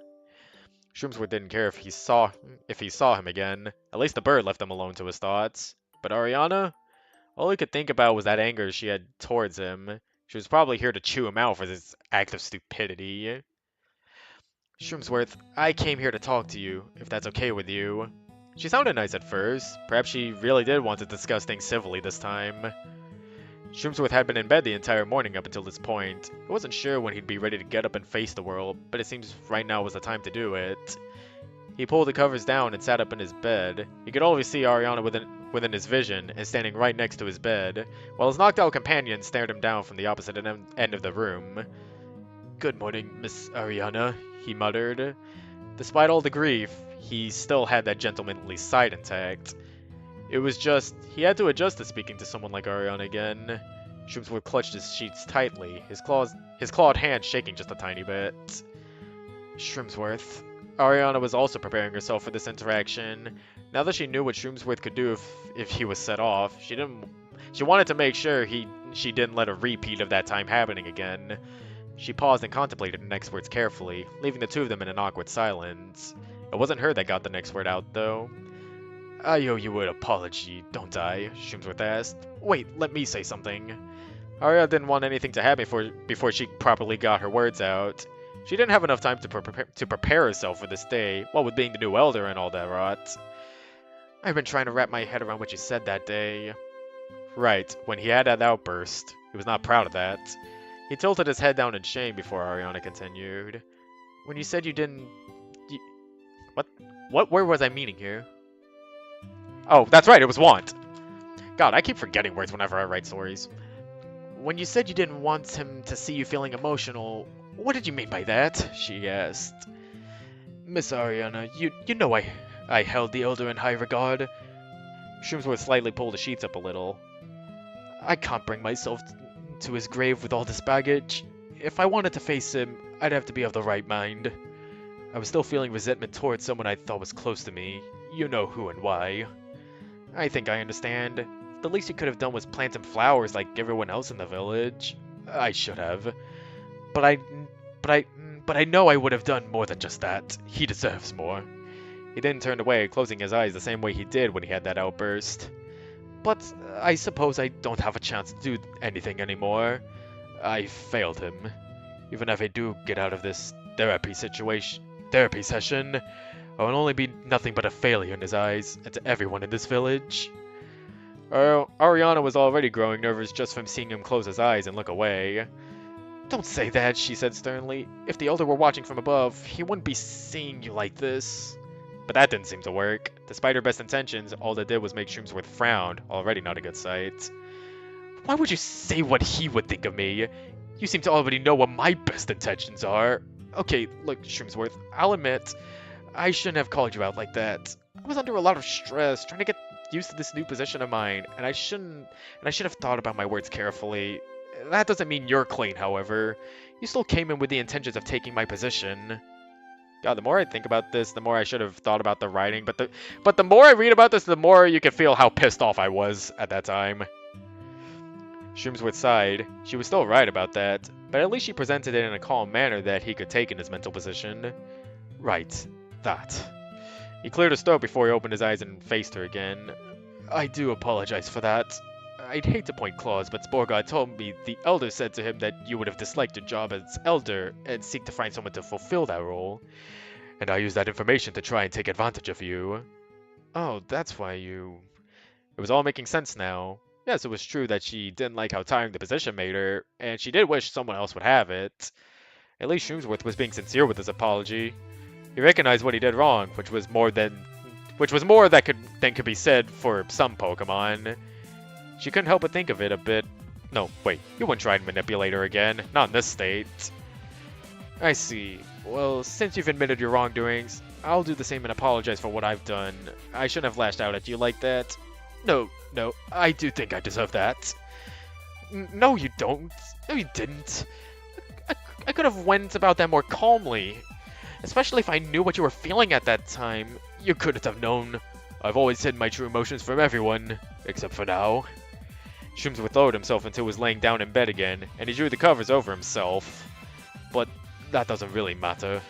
You were right. I am unfit for the position of Elder, and I feel as though I will never be. I threw away that chance when I asked you, and I certainly squandered it when I ran out of the village like that. He then turned until he was facing away from the Roserade. It's likely I lost the respect of everyone in this village, if there was any respect to begin with. I don't think that's true, Ariana said. I wouldn't even have given you the time of day to visit you if I didn't care about you anymore. And from what I've seen, your siblings miss you. They've been wondering when you'll come out of this room and play with them again. That seemed to have calmed Shroomsworth's nerves a bit, but not completely. He just couldn't see himself as being ready to be social again, not with this negative attitude on himself. Also, that's a contradiction that I probably should have caught on when I was reading this, while I was writing this out of my ass. I do not know when I will leave this room, he said. I do not know if that will ever be the case. I'm still on the fence on if I should even be granted the second chance. This is no different to how I have literally almost thrown my life away. Shroomsworth, you should be better than this. I don't want you to be dead just because of this. If I may make it clear, Miss Ariana, if that was the only thing that happened to me, I would have not attempted what I have done. That finally seemed to pique some interest in Ariana. There's more to this? She asked. Shroomsworth did not give her an answer at first, leaving her with an uncomfortable silence. Did something happen to you before all of this? I am not in a state of mind to tell you, Shroomsworth sighed. I think we're done here. You have a job to run, do you not? Shroomsworth was right. Even with this visit, she still had her duties as Elder, and if she was out for this long, the pile of responsibilities at this point was surely great enough to tire her out for the rest of the day. At least she could leave on the good note that the events from the day prior had been resolved. Please, take care of yourself. Ariana turned and started making her way out of the room. Good day to you. Shroomsworth replied almost immediately. He would then snuggle up nicely in his bed until he found that perfect, comfortable position for himself before he closed his eyes and tried going back to sleep. Well, that ends that. I don't know how I did in terms of quality of my writing. I just write shit and then post it. I like what I was going for was see, yeah, I really wanted to give across the point that Shroomsworth has felt hopeless in his life from everything that has happened to him. I also kind of wrote him to be like a person that just would give up from everything, but to be fair, that's pretty much what's going on. Like, what would he even be to do now besides running a little store and just doing just that? It would be a boring life, actually. Like, he left Sapling Village to explore the world a bit and see what's going on out there. And when Tao Village happened, a lot of shit happened. So when he returned to Sapling Village, he'd probably just be back in that same state of boredom. even though he'd be back to talking with familiar friends and all that. So it would kind of make sense that he would feel a bit, you know, like there's nothing for him anymore.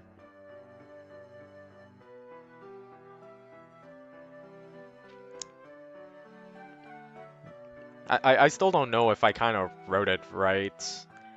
I'm nervous about writing things right because yeah.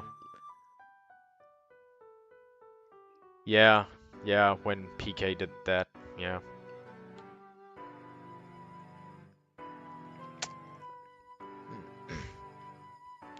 That was just an entire day's half a day's worth of writing, by the way. I still can't believe I was managed to write all that out in my frustration.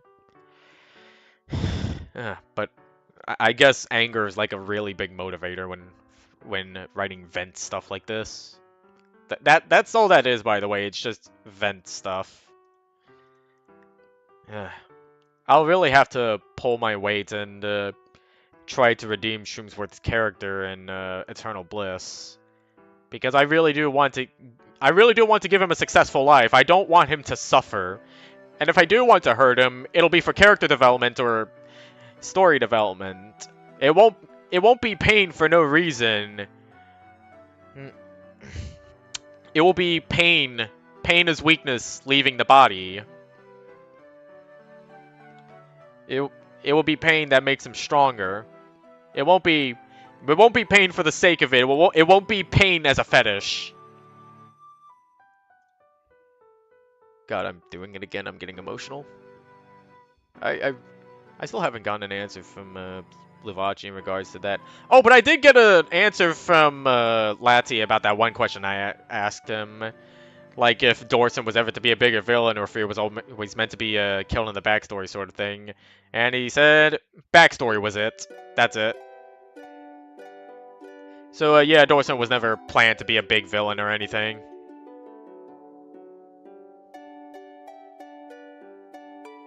Oh shit, that's the wrong Mugen. This is my testing Mugen. I didn't mean to bring that up. What the fuck's that? Get out of here.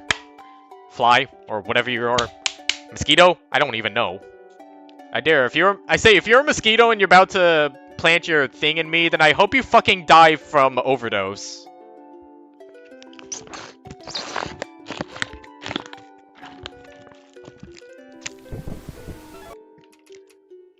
Alright. Let's watch PK get the shit beat out of her for 30 minutes.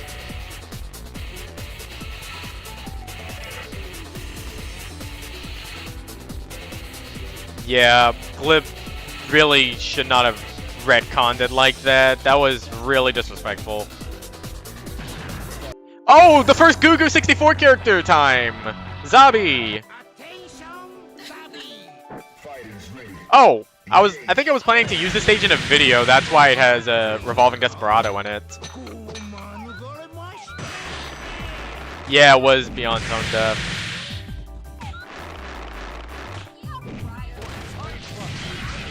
I really hope Zabi does something besides get looped. Oh, PK's doing nothing! Because I'm very bad at coding AI for Mugen characters.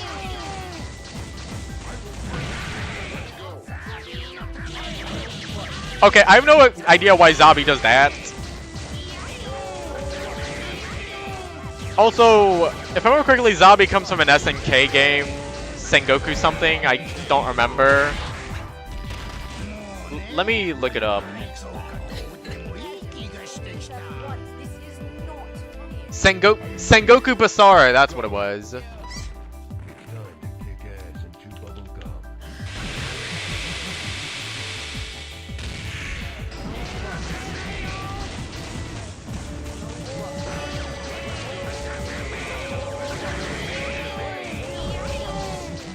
Oh yeah, don't question the clone, it's just a helper thing.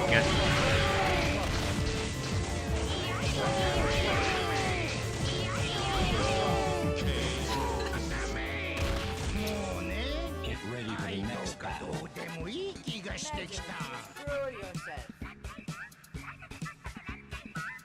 Prepare to strike. Now.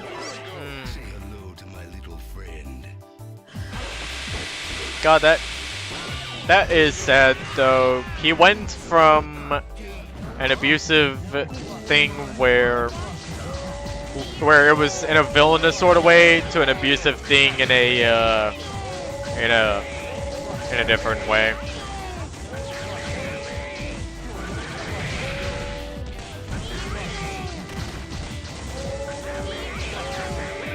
I'm also surprised that this Overwatch stream I have on the other monitor is going for as long as it did. Get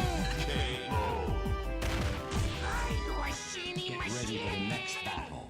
Madam, control yourself. I think your first message sent the first time.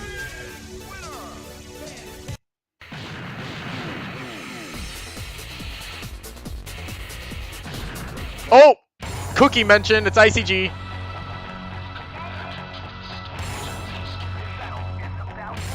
I think I have the cookie theme in here somewhere.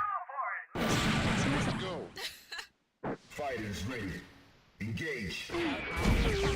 I've been contemplating about putting the cookie music in the PMD playlist.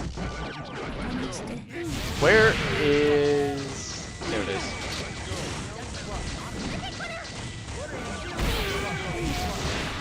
Yeah, here we go. Hanabono. What? I didn't put it in here? Okay, this is it.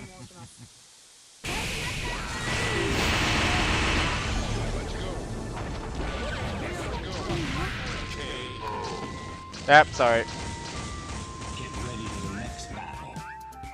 This is not funny. Are you ready? Go. Now you see me, now you're dead. Up.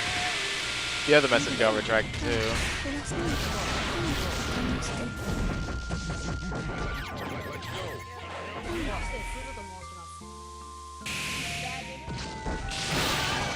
Oh, that was Suzu with the Shinki Nanaya move.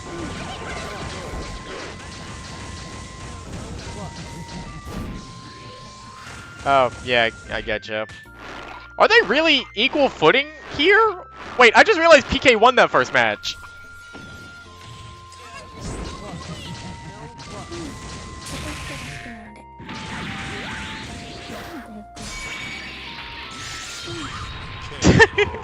Oh my god, I think they are equal footing here for some reason. Prepare to strike. Also, rip Nin Aniki, she just keeps getting beat up for this.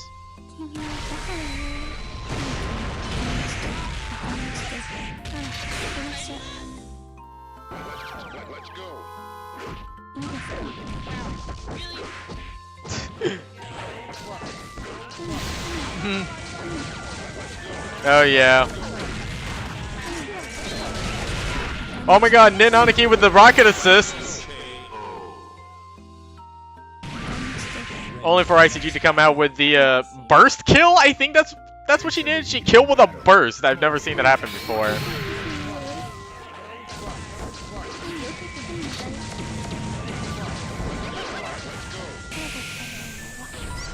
I'm not gonna fight you. I'm gonna kick your ass.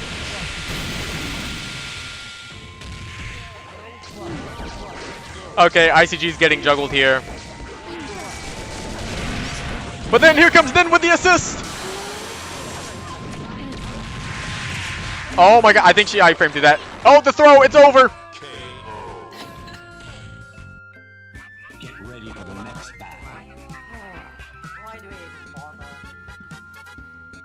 Yeah, Devonshire is Are you ready?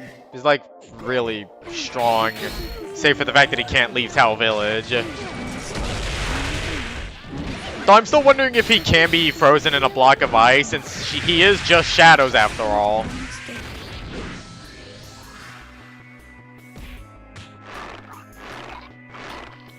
Also funny that this song is being played for this situation. Wait, did the goo just tank that projectile? That projectile that ICG had must have had a hitbox. Oh! Oh! Oh my god! Yo, that is so funny that ICG used that super. Because I remember making a video that parodied Cookie where PK was in an Aniki position and Gunpowder was ICG.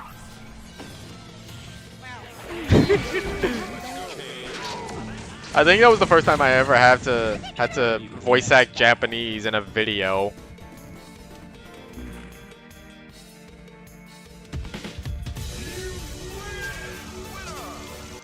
Really? Mike is just... Mike is stronger than PK. I would have never thought of that. Oh! Mario Hispania. Uh-oh. Oh, this must be Maximilian Dude's room. It just doesn't... The SFF doesn't load properly. RIP. Now we get this Hall of Mirrors effect.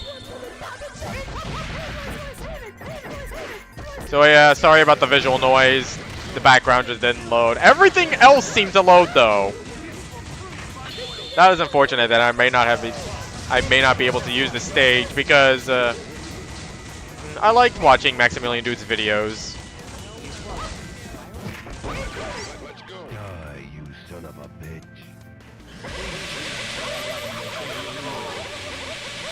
Yeah, I'll have to switch over to a different fight. Oh, Mimi's Sentry. I don't think she's getting out of this alive.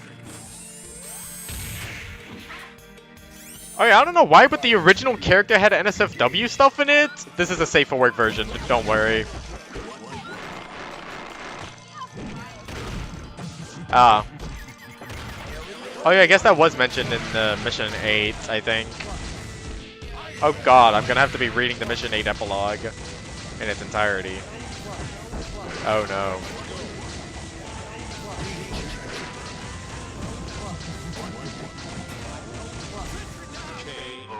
Yeah, I am not watching this. This is too boring of a fight.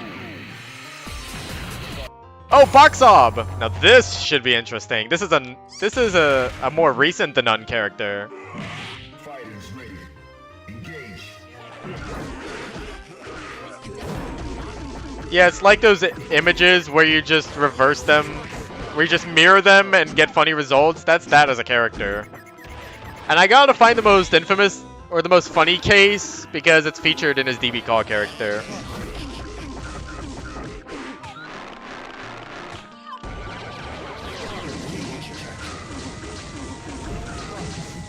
Yeah, here we go. It's in an imager link.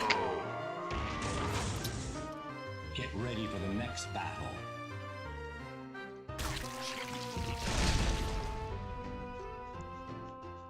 Are you ready? Go. What are you doing? Actually, I just want to take a look at some of these.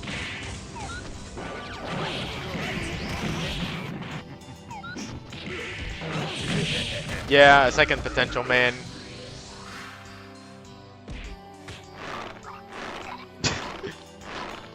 Draw Lord.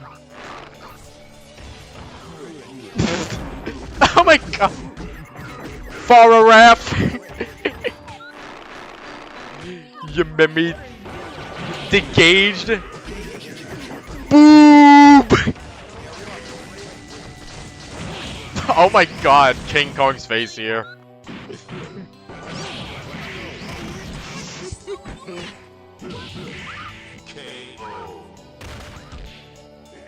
Yeah, that would seem like it. I still wish I had the knowledge to edit that TV tropes page for PMDE and add some of the things that I found. Yeah, I'm just a surprise. Oh my god, that is something. Poop!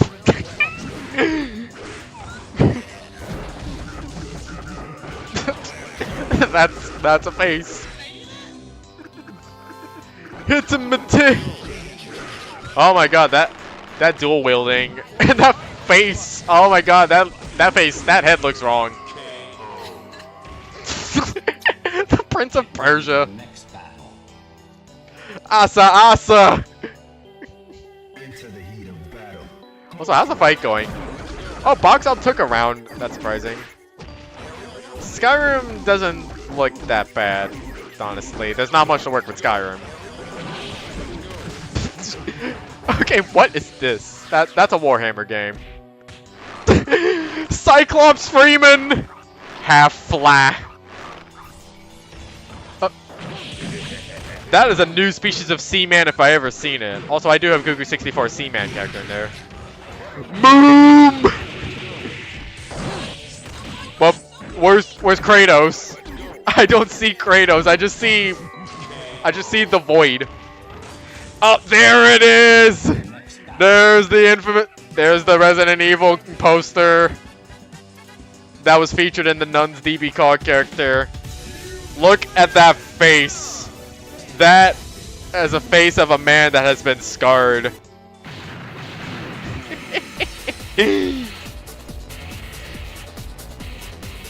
Alright, back to Mugen. Still got 40 minutes of this. Oh, is this Rei Tenchi? This is Rei Tenchi. We've already seen her. We've already seen Slender Man. Come on. Be new. Ooh, Joel! Oh, wow, what a question to say to PK. No, man, it's...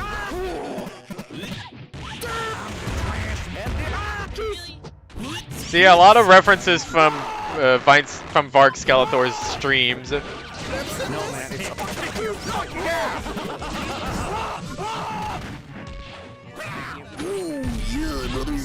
Anyway, he is kicking ass. And everybody died. Ready for the next Just like you. Are you ready? Go.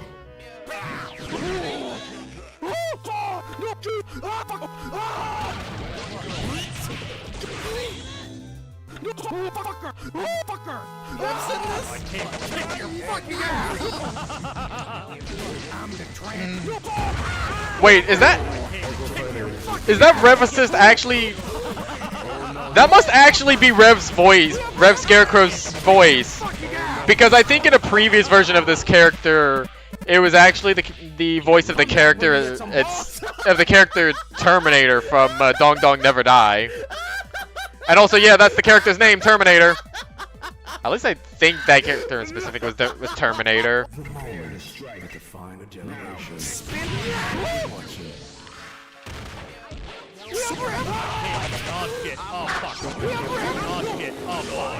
No, Terminator was a different character. Then who was this?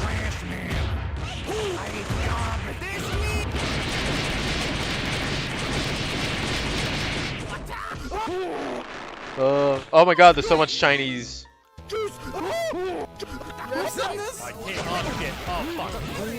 No, it's not you. And everybody died. Just like you. No, it's not you either. Not you.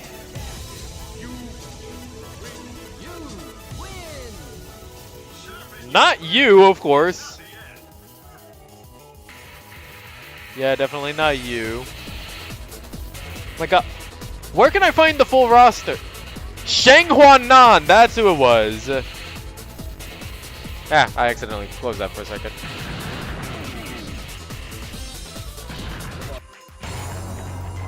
Oh. Well, this is certainly a character that I downloaded. Fighters ready. Engage. Fun Ultra Crazy Kuso Neat Master.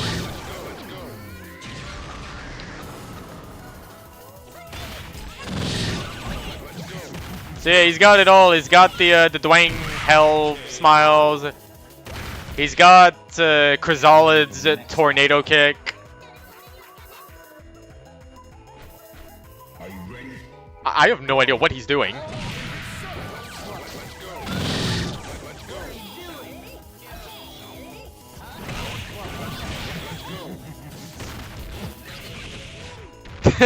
True. Nasher could probably do that.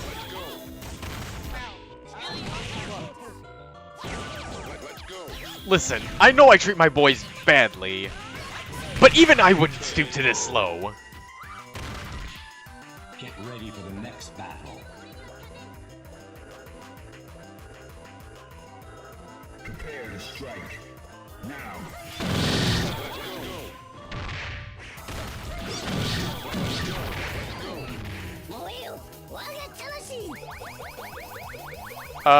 I have no idea what's happening in this one.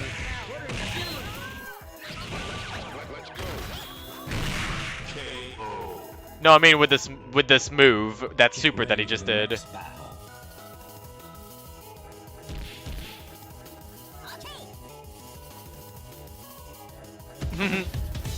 Oh my god, that's Gintama.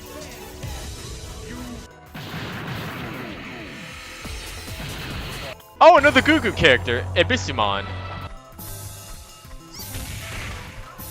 Fighters ready. Engage.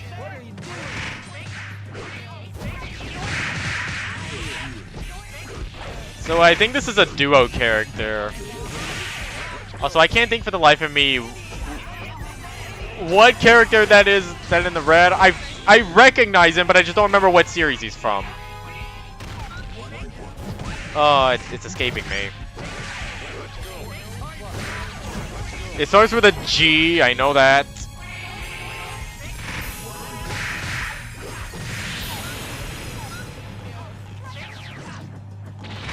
Is that Goemon? Kinda looks like Goemon. Get ready for the next battle.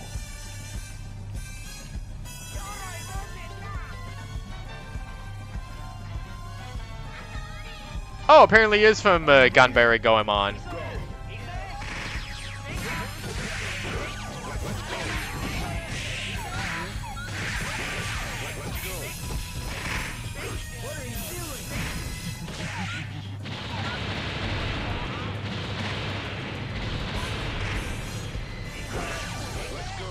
And apparently his name is Abisumaru. Huh.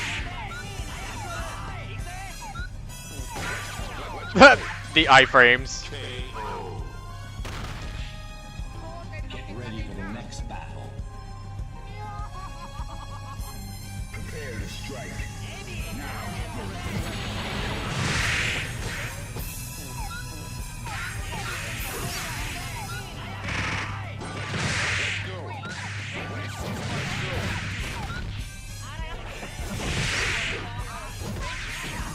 Huh, apparently in Smash Remix you can play as regional variants of the characters. Huh.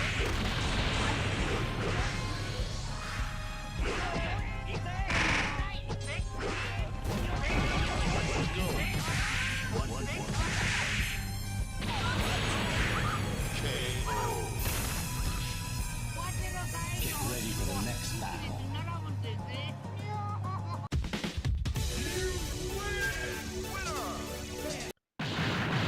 I kind of want to give Smash Remix a try someday. Seems like it'd be up my alley because I played every single Smash Bros. Game except for Wii U and I've only played a little bit of Melee. I am not putting her up against that character. Even if Ain's Raul would destroy her. Oh, this is going to be an interesting character, Fairies Chan. So, if it's safe for Sprite Club, then it's going to be safe for my stream. Don't worry. And Fairies Chan is safe in Sprite Club. I think she's based off of on a VTuber. Wow, that didn't last long. Get ready for the next battle. Yeah, she's based on fairies. Are you ready? Go. While she is funny, she's better known for a very perverted personality and sensual voice. Yeah, that makes sense. Though why would... Well, I guess why would anyone want to make characters in Ready for the Mugen? next battle. Prepare Let's to see, Fairy Chan is in first div. Okay.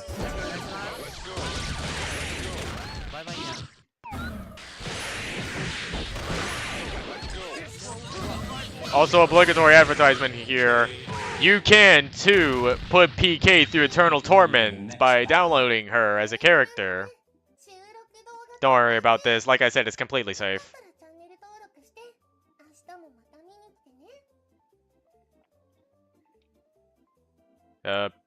Alright, you can go on now. There we go.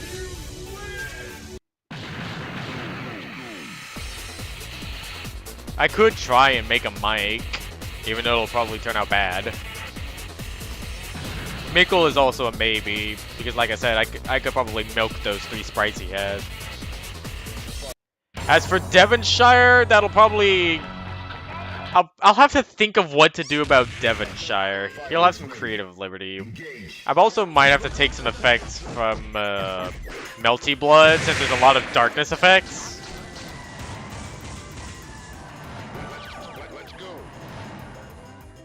Also, here's Totoro. Another Gugu64 creation.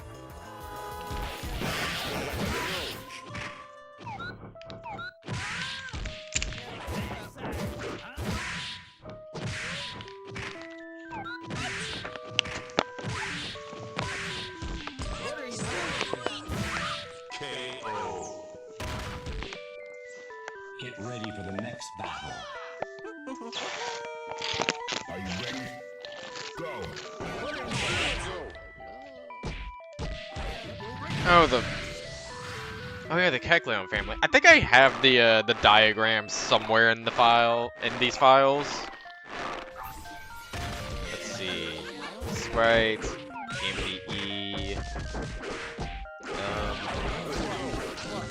I just put everything in Flash sprites for some reason. Was it in here, maybe?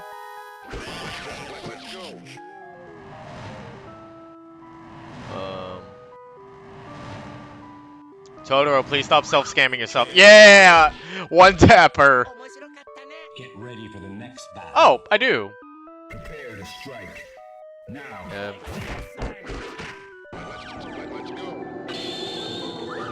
Thankfully, I do. Get ready for the next Gotta battle. scroll all the way to the bottom of this.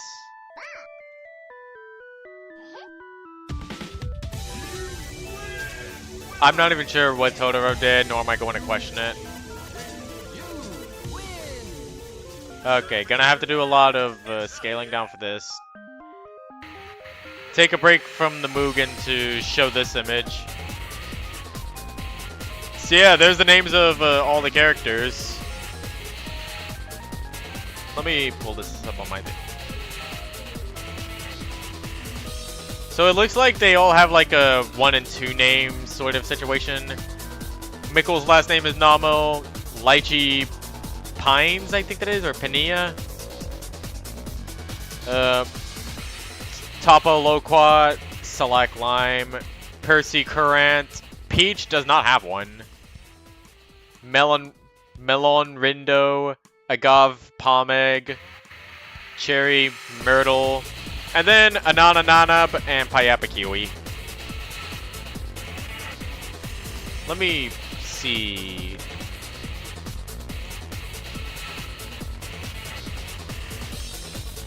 That is not how you spell agave.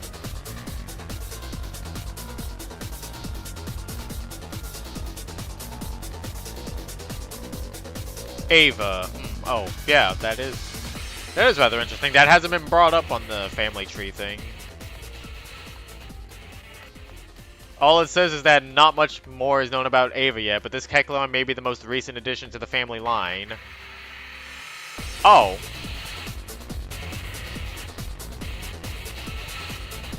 They even have a family tree on the wiki. And it says even more about them and the stuff they do. I prefer this family tree though, because it's just more detailed. It should be combined with the other one that has the information and stuff.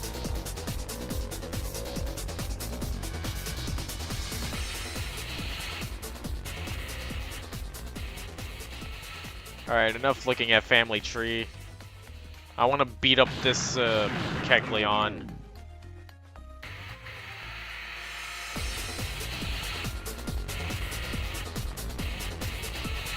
Wait, what the Wait, hold up a second. I'm looking at the other family tree, and it says Cherry Myrtle used to date Melon. Oh my god. I didn't even know that was a piece of information.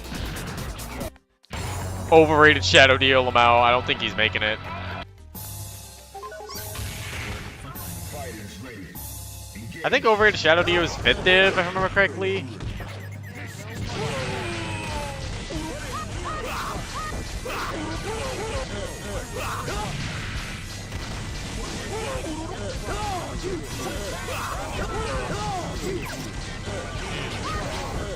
Yeah, that is a bit odd.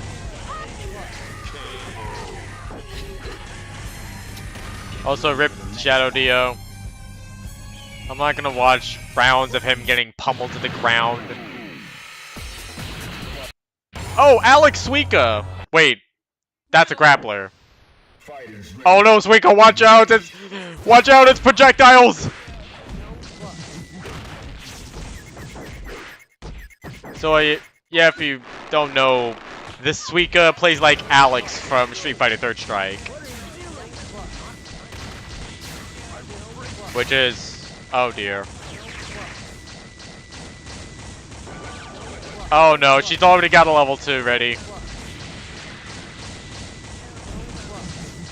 Yes, Devonshire, push her closer. Oh no! Oh my god, she dropped it.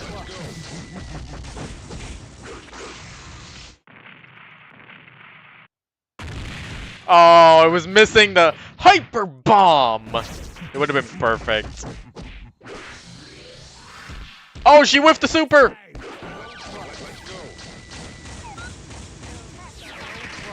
But she still has to deal with the approach. She seems to be blocking good though.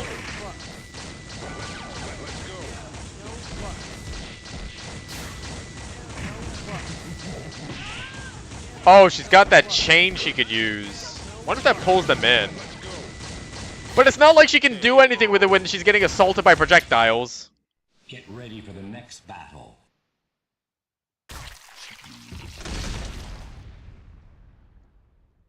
Are you ready? Go. To listen. Now you see me? Now you're dead.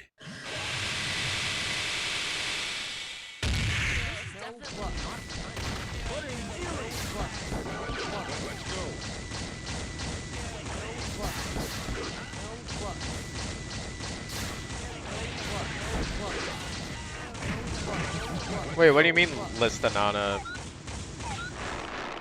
She's been getting a lot of screen time in the story, and is, like, a villain at some point in the story.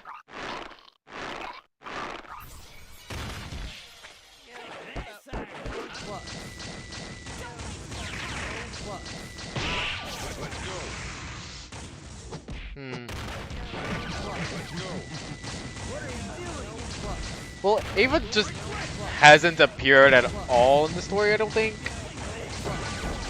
Might be wrong. Yeah, no, she just appeared out of nowhere.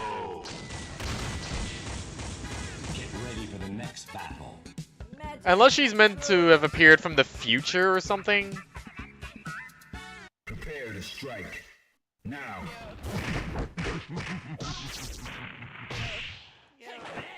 Flip is just weird. Yeah, it does look like they're wiki exclusive. It's like, why would you list that? They're not important to the story. They haven't been important to the story.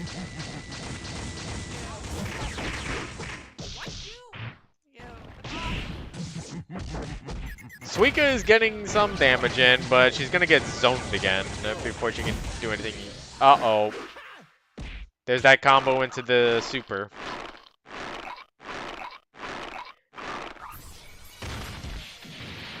Yo, endgame? Like Adventures Endgame? I'm kidding. Oh, Chai. Why is this character here? Why are they on the wiki and why is their role the endgame? One, two, three, the end. Into the heat of battle. Go for it.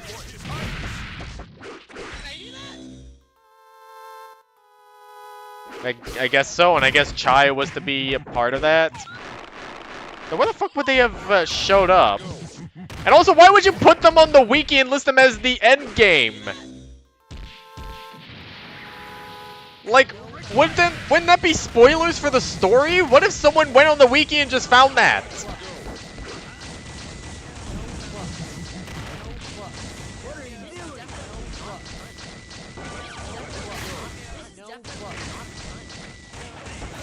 And another thing, why is the Victini the end game? I'm just curious. Die, you son of a bitch.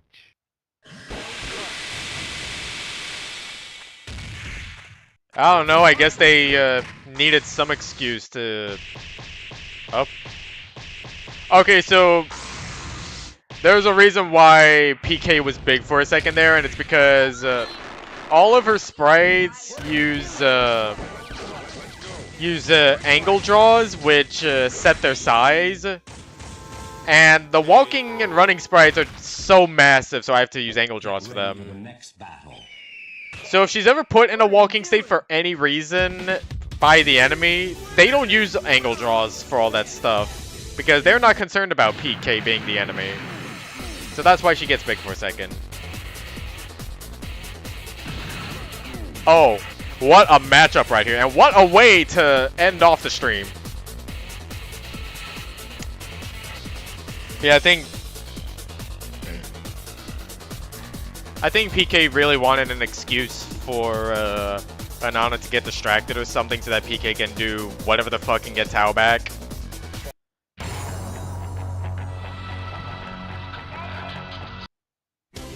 Oh, what a stage 2! RNG gods be upon us! Now Monster Ball, please pull your weight.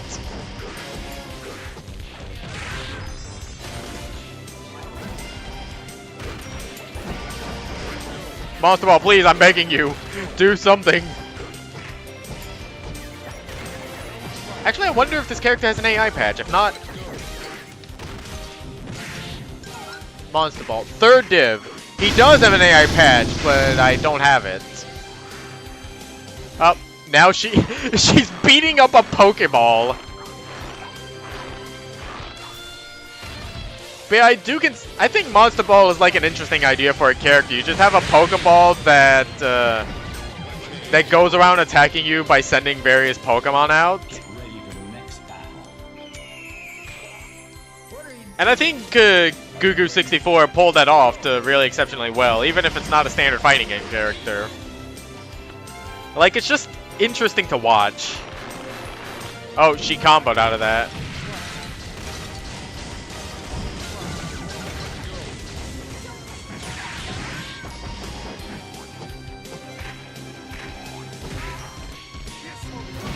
Is that Munchlax exploding?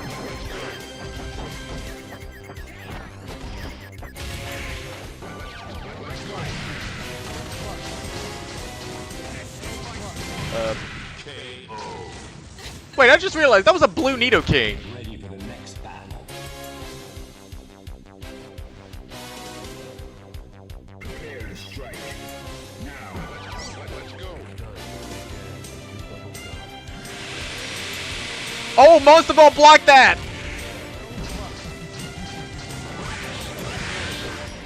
In a turn of events, the Monster Ball blocked at level 3, doing what barely any other character has done. Also, PK with the Dizzy Punch loops. Oh, that has to be the Lake of Rage Gyarados. Yeah, fuck her up. Yeah!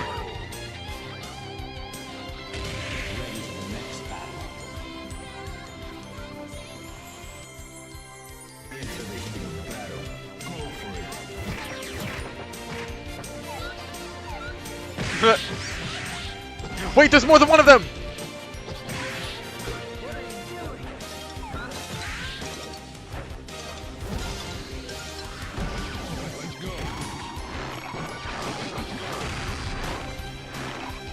Come on.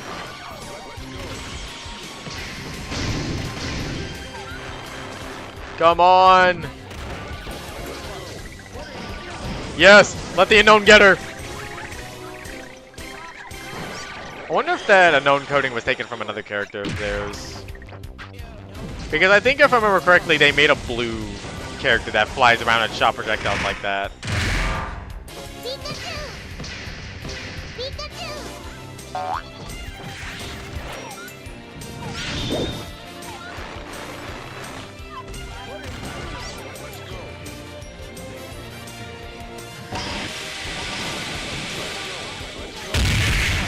Oh my god, that's so many helpers.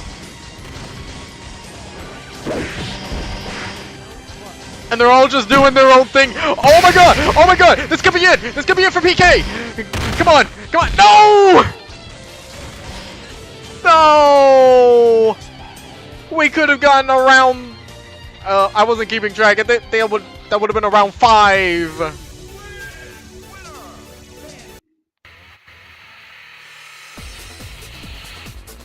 Yeah, I also hope you give Fresnel's character some justice because him turning into a grouch was certainly not the plans that his creator had in mind. Also, yeah, like I said, Monster Ball is very interesting to watch. I kind of wish I had the AI patch though. I kind of wonder if I should do my own take on a Pokeball character. That would be funny to do. Just make like, oh, I want to do my own version of the Pokeball. Probably make it into a fighter, like a traditional fighter. But yeah, anyway, that's going to be all for the stream. It's 11. It's my bedtime. I'm surprised those 3 stories only took an hour of reading. And then there was my story, which I still don't know how well I did on that. I'm still a bit new to this writing thing. And I will see you on that's right. I have to read the dates. If you can't tell, I'm doing the wide-eyed stare because I have to read the dates. Also, thanks. Yeah, I'll see you all tomorrow.